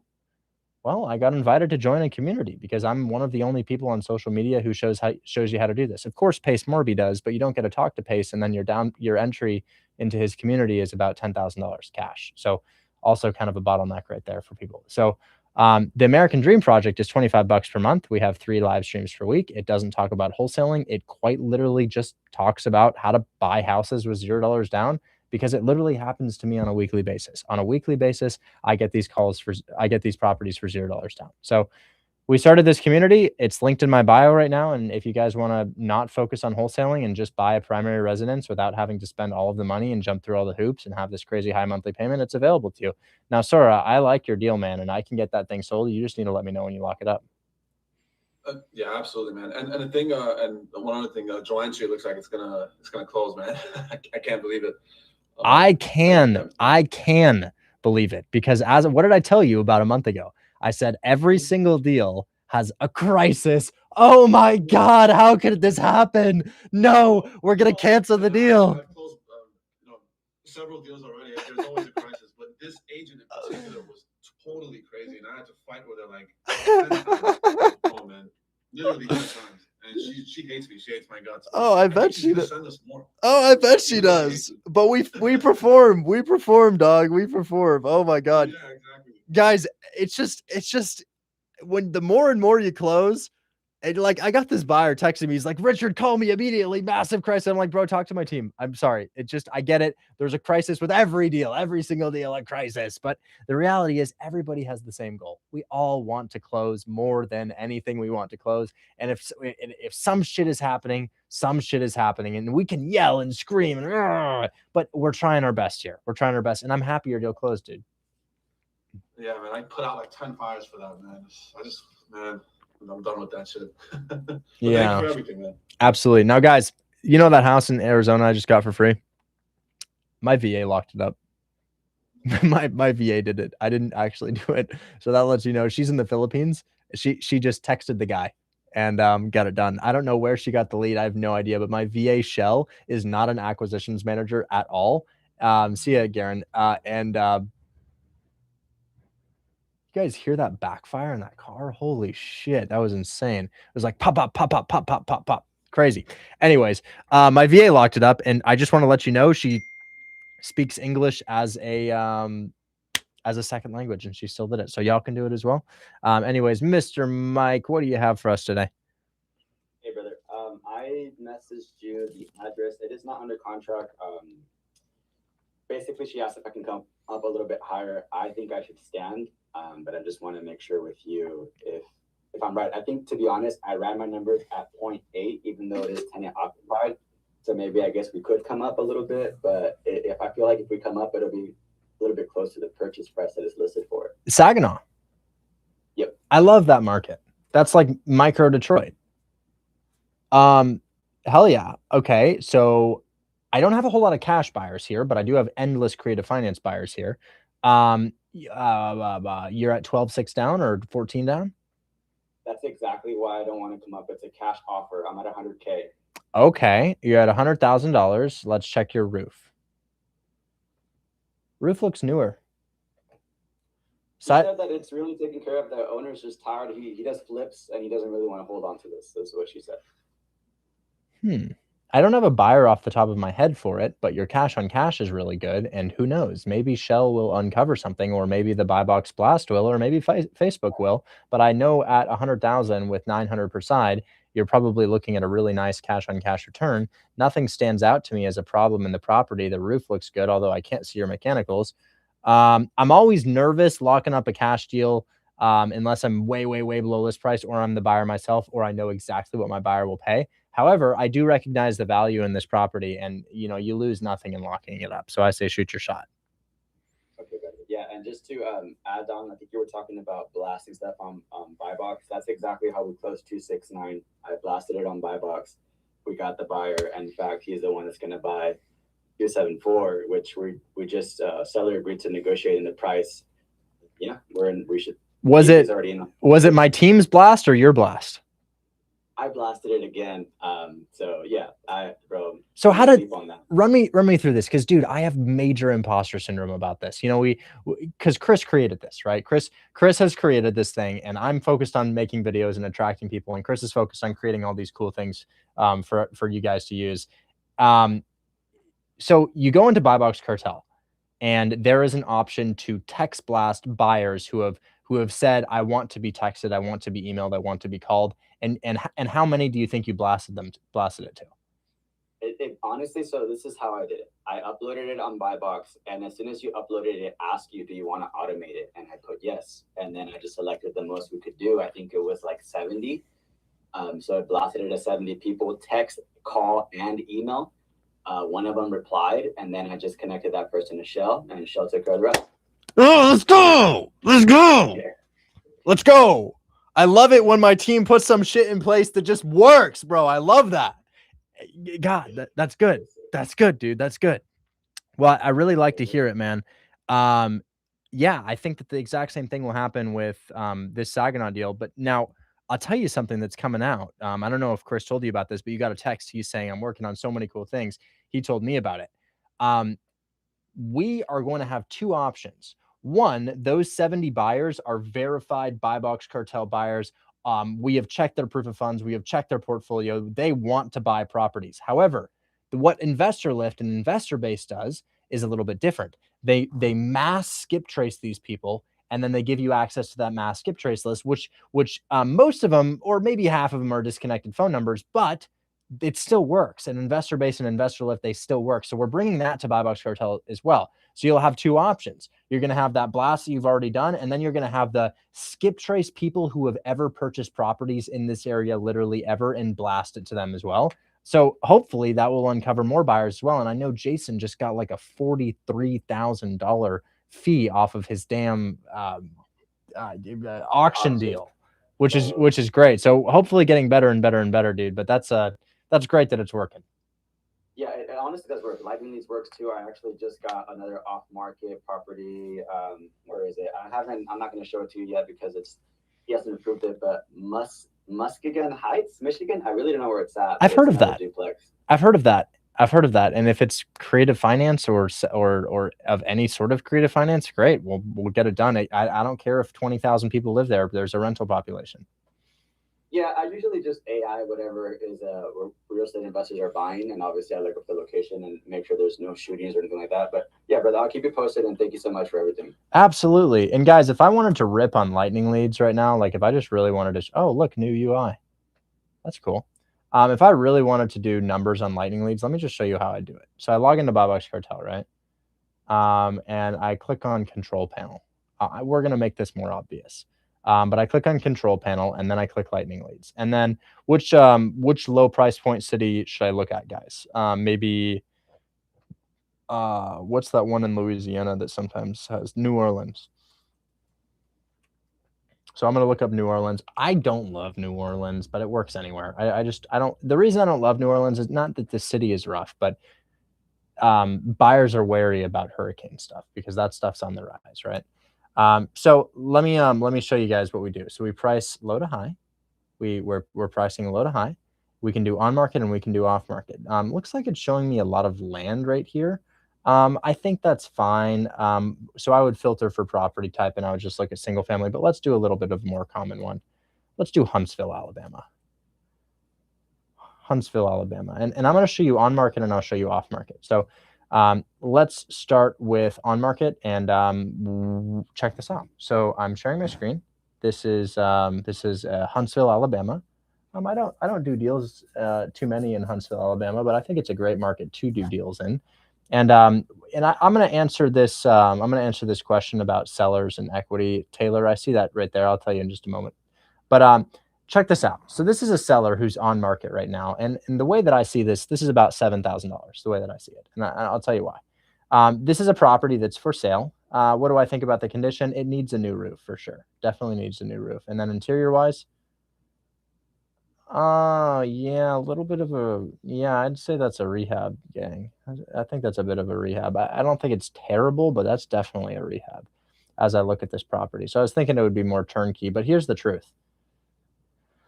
The seller has an asking price of 112. They dropped it to 112. You know what they owe on that mortgage? 104. 104. You understand what's going to happen here? Somebody's going to offer them 100K. They're going to have to pay the realtor out of that 100K, and they're literally going to lose $10,000 on the sale. Maybe $5,000 on the sale. You understand? It's not going to go well for them. The seller stands to lose money on the sale. So assuming that house were in slightly better condition, we could offer them a small amount of money to take over their debt, to take over their mortgage. Now, here's the other cool thing that we can do here. This is what Mike does, because Mike doesn't want to deal with all the agent bullshit, because agents are just, God, what a damn headache they can be. Let's say you're like, all right, Huntsville is cool. I'm heading over to Memphis, Tennessee. If we do off market and we search in an area like Memphis, Tennessee, these are now failed listings. Not everyone is a failed listing, but a lot of them are failed listings. You have to click on them and check though. So for example, this one was listed about 200 days ago. You have to scroll down and see if the listing failed, because this is a very interesting thing. You see how it says sold? Looks like it's sold, right? So it's not a failed listing. No. Scroll down. It did sell in 2024, but they tried to sell it again in 2025 or in 2026, and it didn't go so well for them. So this guy, he was asking for $60,000, and he failed. The house is no longer for sale anymore. He failed. It didn't work for him. You can call him and be like, yo, let me go ahead and make an offer on your house. You change this right here. Unlock, and you can get his contact information right there. There's his phone number and email, and you can just call him, and you can shoot over an offer. Now, what's going to happen when you call? He's not going to pick up. What's going to happen when you call again? They're not going to pick up. What's going to happen when you call again? They're not going to pick up. I'm just being super honest with you guys. That's how it's going to go. But what happens when you call 20 times? You make $11,000 like Mike did. I'm not going to lie to you and say, you just call them and they'll accept your offer. That's not going to happen, dog. That's not going to happen. There's no free money. There's no free lunch. What's going to happen? Hi, I'm calling about your, oh shit, disconnected line. Hi, I'm calling about your listing. Oh, he doesn't want to talk. Hi, I'm calling about your listing. Oh, you want to talk? Oh, he wants a crazy number. Okay, that didn't work. Do that 20 times. You're going to find one. And it will be off market, and it could be a cash deal. It could be a mortgage takeover deal. It could be a seller finance deal. It could be any of those types of deals. So if they're not willing to accept your cash offer, no problem. And guys, where do our buyers drool over deals? Where are buyers just absolutely salivating? I can't get enough of this. Ohio. Cleveland, Akron, Columbus, Dayton. I don't know what it is. They just gone, instantly gone. Cleveland, Akron, Columbus, Dayton, it's like one of the hottest commodities you could possibly get right now. And I'm talking cash deals. I'm not even talking creative finance deals. You got a duplex in Dayton, Ohio for $110,000. Holy shit, that's 10K. That's $10,000 right there. Just go find it. You can door knock people. You can pull lists. You can go on market. You can go for sale by owner. You can use lightning leads. You could do agent outreach. You could call agents and ask if they have any pocket listings coming to the market soon.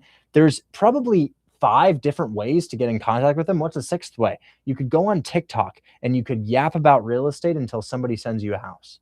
How many times a month do you guys see that happen to me? 5? More than 5? A lot, for sure. I've got to head out here in about 10 minutes or so. But what I'm going to do is I'm going to take these other questions. Juno, I told some buyers about your deal, man. Do we have any update on that, Juno?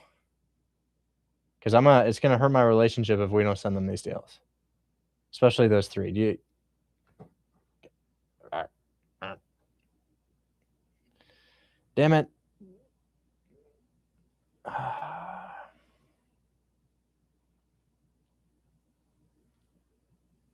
I'll bring up more people tomorrow.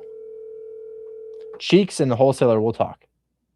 We'll talk. I'm going to talk to Cheeks next. Cheeks, you're next. 001PE. I'm out of time, man. I got to go pick up my car before the place closes.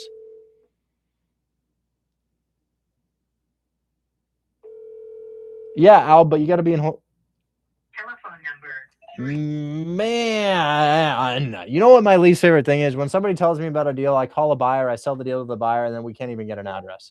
That should piss me off. I really need to send these to the buyer before the end of the live stream.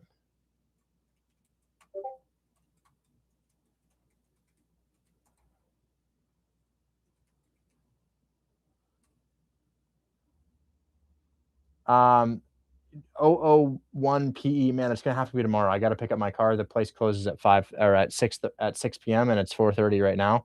I got to eat after this, and then I got to go drive over there. So we're gonna talk to Mr. Cheeks. 001 PE. I'll try my best tomorrow, man. I'm so sorry. And Cheeks, you're unmuted. What is going on, dog? Hi, Richard. I'm new to your group. I have a owner finance. He want to sell his property. I'm very limited on what I know about sub 2. And I told him that my partner would be giving him a call today. So I'm hoping that you can give him a call and explain the sub 2. He's open to mortgage takeover. I unfortunately would have to be scheduled for that. You can schedule me for tomorrow. I am open to that, but at this time towards the end of the live stream, I can take questions on it and help you out with that, but I don't have time for another negotiation, unfortunately. Okay, and how do I get with you for tomorrow? I'm going to set a reminder and I'm going to bring you up. Tomorrow at 2 p.m. Pacific. Tomorrow at 2 p.m., remind me to bring up Cheeks.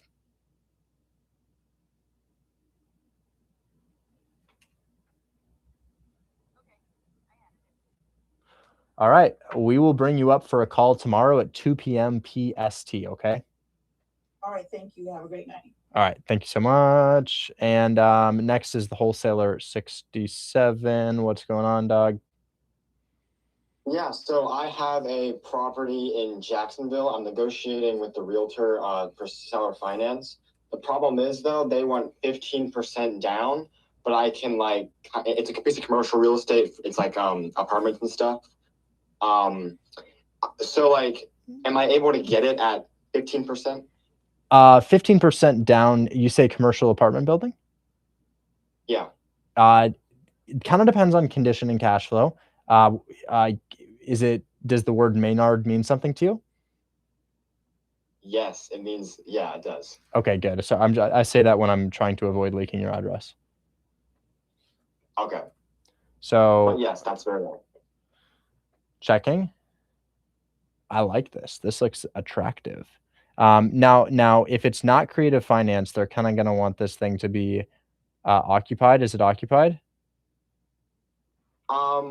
That's a very good question. I should probably ask about that. I do know it cash flows $6,000 a month. But yeah. Okay. Well, 15% down. So what is that figure? 15% down on 660, 700, 750? 660. Okay. So what is that? 82K down? I think it's like 100K down. I think that's more than 15%. 100,000 divided by 660,000. No, you're right. That is 15%. Okay. Wow. How many units is this? 6. 2 bed, 1 bath each unit. I love the building type, and I'm leaning towards yes on the 100 down, but I'd love this closer to 85 down. Is there a way to get closer to 85,000 plus closing costs? Say, hey, I'll cover all closing costs and I will do $85,000 down. Is there any way to do that? Okay. And then also tomorrow, I told you that I have a partner. And so could you call him tomorrow and like give your credibility and stuff? Absolutely, bro. Here to help. Tomorrow at 2:30 p.m., remind me to bring up the wholesaler 67. That's going to be after I bring up those other folks, but I do have you scheduled for tomorrow, and we definitely can have a conversation about that. I like what you're doing, man. I really like what you're doing, and I do think 15% down or close to 15% down is acceptable on a really nice, desirable building like that. Okay, thank you. Yeah. 0001 PE. I don't exactly know what you need, but just tell me. Just tell me tomorrow and I'll bring you up. I've been seeing you here. Continue to be active like that. Now, we're waiting for Juno, and then we're going to do a giveaway. I give away some absolutely ridiculous item every single day. What could my ridiculous items be? I might get you DoorDash. I might get you a ripstick. I might get you a 30-minute one-on-one. I could also get you a pound of rice. Sorry, 10 pounds of rice. I might also give you creatine. I might also give you a burner phone. I might also give you a foam roller, and I might also get you AirPods. Maybe I'll give you a month of the Discord free, or maybe I'll give you $23.16. You never really know. That's happening in about 5 minutes here. But first, we're going to speak to Mr. Mora. I can't imagine at this stage what bro would have to ask me, but I'm here for it. Is there a Juan Morales, juror number 432? You may speak now. Can you hear me now? Yeah. Wait, my Discord is glitching a little bit. Yes, yes. About Sora's deal, I have it that's very similar to that one. I just DM'd it to you. I don't know if you can post it in your group. I have mine for 4K down. 4K I think it's down? worth around 350 as well. Ooh. I have Dude. a lot of people hitting me up. I had like 50 people from Facebook like calling me, but like 99% of them are not serious. So I know there's so many yeah, if you could bullshitters when it post comes to them. I'd appreciate it. Yeah, I got you, bro. I got you. I honestly should let you in for free just so you can send deals to people in there like that. I don't know how to do it because it's school, but that would be so huge to have you in there just to be like, here's one, here's one, here's one. Yeah, I'd appreciate it. I actually just had another one, very like literally the exact same deal without intro, and I sold today for full price, 13K assignment. And Juan I signed it at EMD in. That's what I mean. For $0 down? I had that one for 2K down, worth 300. Dude, I swear, Subject 2 is coming back. It's coming back, but with a different purpose and a different set of buyers. You know how we used to do that, like, oh, we had 3% interest rate, 10% down, and somehow, some way, dumbasses like myself would buy it? Well, that shit obviously doesn't fly anymore. Yeah. But what's back? What's back? And it's like the Fortnite item shop banned this, and it's coming back. And you're like, oh, let's go, bro, let's go. And you know what it is? It's mortgage takeover deals in the high price points. And I've done 2 in the past month. And as I said, we have this epidemic with a housing crisis, and it's creating all of these people who need houses but can't afford houses. And we have so many sellers who are just going to lose money on the sale of their house. And as Juan says, you can get these things for 0 to 2K down, and then you can sell them to either wrap buyers who want to do a wrap like Jason Ellis. I'm selling one to him right now for $7,000, or you can dispo it in my community. Juan, this is not like Hold My Hand Wholesale in that I need a cut of your deal, or if you sell it to my student or anything like that. I just want these people to get houses. I just want them to get houses. And I'm gonna find out how to get y'all in here. So let me just You're good though. You can post it, and even if you still find someone, like I can't just not give you anything. Like I'll still like. It's more valuable for my community to work than the couple grand that I'm going to get. But I'm going to put you in a chat with Max and Zach. You know them, right? Yeah, big fans. Nah, I'm kidding. Max and Zach, and Zach's never going to respond, but Max will. Zach's never on his phone. Okay. Yo, and Max has an Android, don't judge. Yo, Max, this is a top wholesaler in my community. He consistently has 0 down deals, and I'll say 0 to 5K down. 0 to 5K down deals, and would be an asset in. We call it ADP. How can we bypass paywall to get him in to start sending our members low entry houses?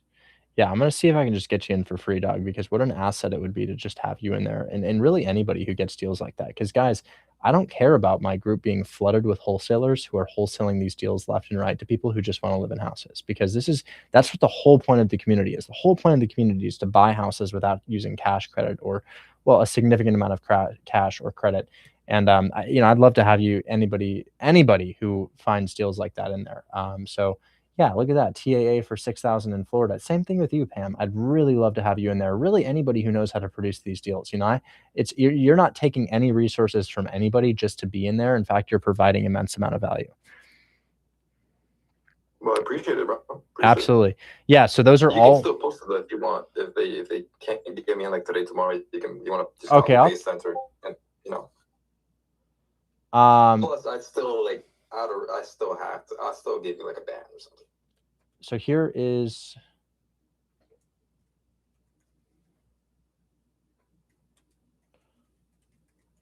is it cool if I post it for 5%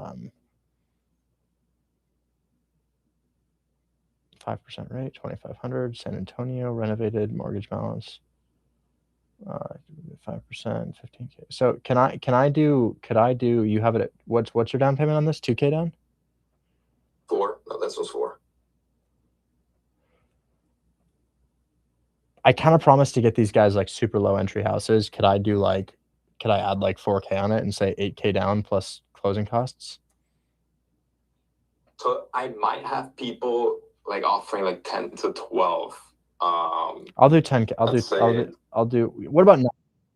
Oh, well, somebody just joined the community. What about 9K? What about 9K down? If you get someone that says yes to 9, like they'll buy right now, then I get a buy for like 12. I don't want your people to think that. I'm gonna push your cell phone in here. There's only 40 people. Nobody's gonna blow you up. Sounds cool. All right, appreciate you, bro. Absolutely.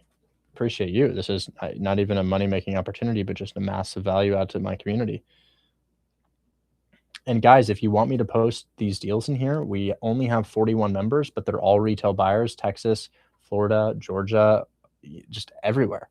And they want to learn how to buy these houses, and they want to live in them, and they're retail buyers. And I've been thinking about how to make this work for a long time, and we're finally making it happen. So here we go. Select category, general chat, post. All right. You may or may not get some outreaches, but I just posted that. All right. All right. Juno and Pam, my people, please, for Costas. I sent you You a DM. Yeah. Yeah, I think we have those 3 ready, but also I just put in the chat the one I have in Florida. It's only 6K down, but I think 8,500 is fine, like for sure. It's really good. So it's in Port St. Lucie. Let me just DM it to you.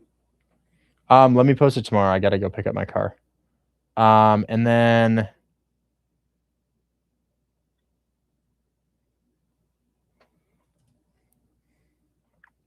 I'm sending these to Costas. I need PITI. Do you have PITI? Yeah. Which one? Which 3 did you send? So Dexter, Grant, and Keeling. I don't think Grant is good, only because I'm looking at the mortgage statement. There's some arrears on that one. Okay. If at all possible, gang, if you could send me address, PITI,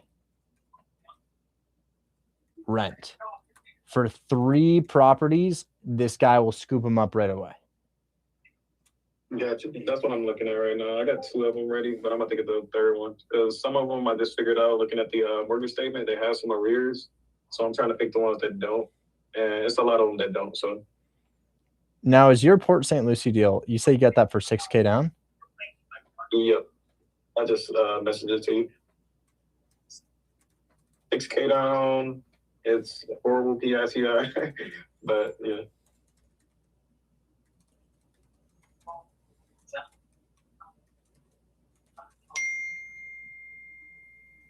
think inspection on that is all the way to like the 20th or something.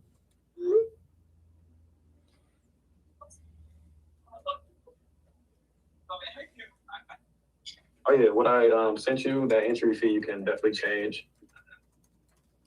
I'm doing 10K down, and I'll say plus closing costs.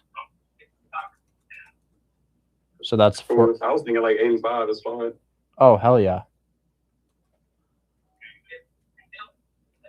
Dude, I don't need a portion of this at all. I don't need a single dime of this. I need nothing. I just need these people to be able to buy houses for cheap, and that's what's happening here. Yeah. So this is great. Same, because I didn't even think it would sell.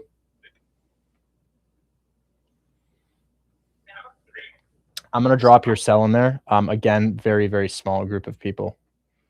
But dude, I'm gonna kind of burn this bridge with this buyer. He's gonna stop picking up my calls if I can't send him the 3 addresses in PITI. Okay, yeah, I'm gonna focus on that now. Like I'm in the middle of a RE meetup, so that's why I can't really I couldn't really focus for a second. But I'm gonna dial in right now because they're kind of talking about some stuff that's not selling. So Okay. I'm gonna focus on this. Okay, I just posted this Port St. Lucie deal. Maybe y'all can just send me the list of properties and he can pick 3 that he likes. You know, just so Okay. I can send him something, because I told him I'll send those right away, and that was like over an hour ago. Yeah. Only thing is, I'm looking at the mortgage statement, and some of them have arrears. So that's the only like thing that where I want to send them the ones that don't have arrears. But yeah, I'm gathering it right now. Okay, I gotta go in like 5 minutes, man.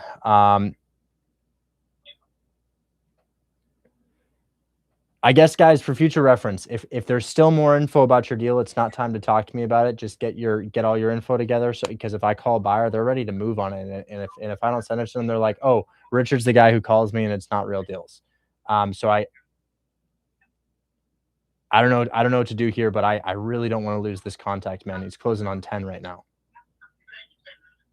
I'm gonna send you the whole thing with all the info. That would be so huge.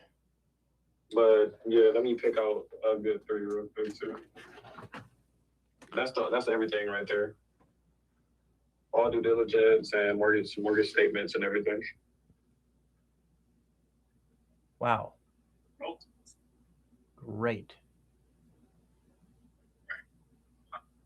And all those entry fees that's just what I wrote out, like dispo stuff. I just have to give him something, so this is helpful.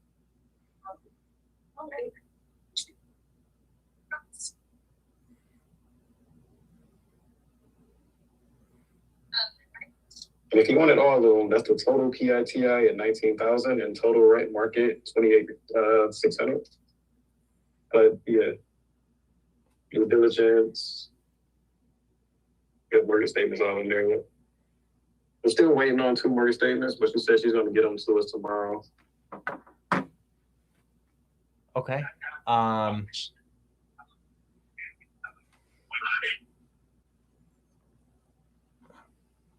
It is what it is.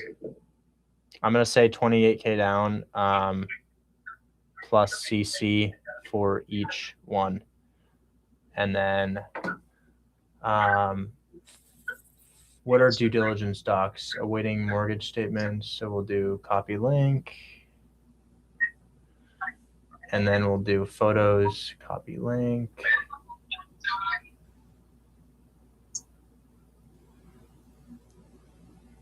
Okay. At least he has something now. So I told him to pick his 3. Now hopefully he's like, all right, these are real deals. These are happening.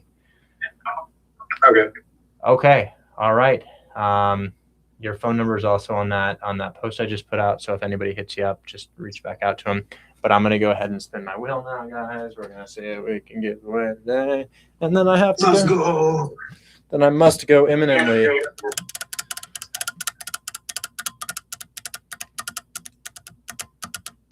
Okay, what are we landing on? What is it? Oh, that's one of the ones we should not do. It's the ripstick. I know we don't love the ripstick. People didn't like that. That was kind of a miss. So I'm gonna spin it again. People are like, oh, ripstick, oh no. Okay, let's spin it again. Okay, cool. Free one-on-one. Who wants to do a free one-on-one? That's probably you can do the ripstick if you want. If you're like, I know I wanted the rip. Oh, we'll do the ripstick. Free one-on-one. Yeah, 30 minutes of my time for free. 30 minutes of my time for free. I know that everybody on TikTok wants it. Guys, I sell one-on-ones via the link in my bio on TikTok. I give them away to people in my Discord. So guys, you can book me for a one-on-one call via the link in my bio, but I give them away in my Discord all the time. So I gave one away last week. I'm going to give one away this week. How do I pick? Oh, I do a trivia question, which could be location, could be general trivia. There's all kinds of things that I could do.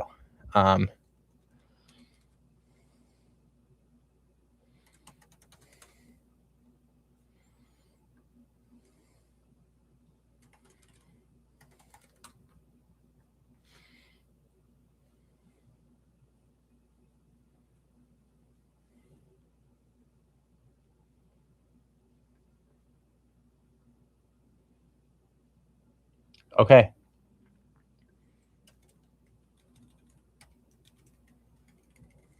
It's going to be a fill in the blank.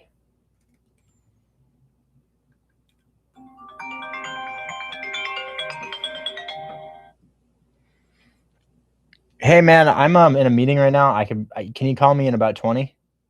Yes, sir. Thank you so much. We'll talk. See ya. Okay, so here is my. Do you do a mentor program? Yeah, it's the link in my bio. It's $20.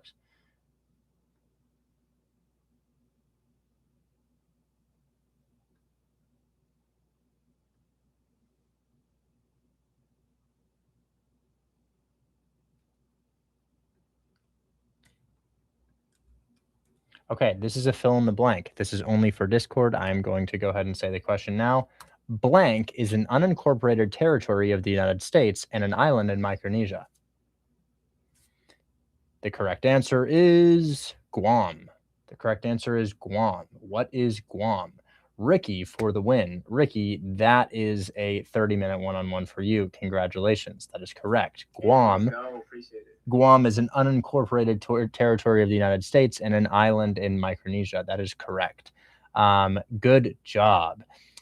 So how that's going to work is I'm going to send you my phone number. And if you would please shoot me a text right now, I will save you to my contacts as Ricky one-on-one. Oh, Instagram.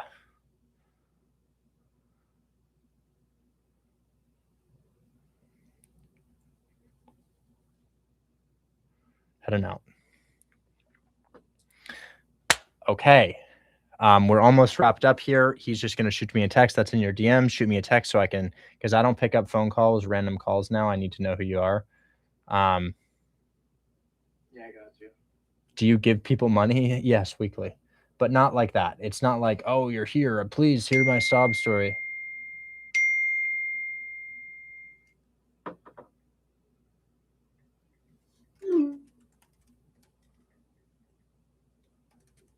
I just texted you.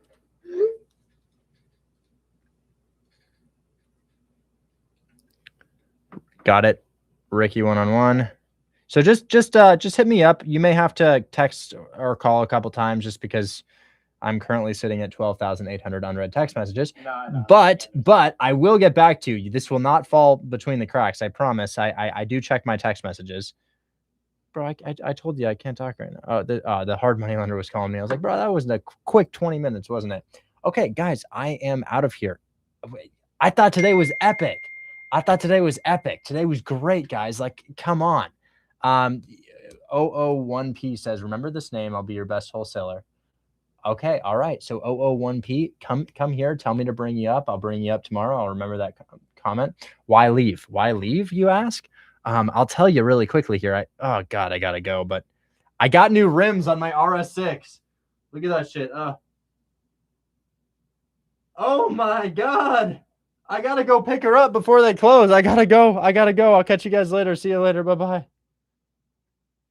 YouTube, I'm heading out of here. Thanks so much for hanging out with me. I appreciate you guys. I will catch you all on the next one. Have a good rest of your day. If you want to sign up for Hold My Hand Wholesale, you can look up Hold My Hand Wholesale on Google And you saw everything you need to see. I'll catch you later. If you want to book me for a one-on-one call, there is a link in my bio. And yes, we shall talk. See ya. TikTok, same with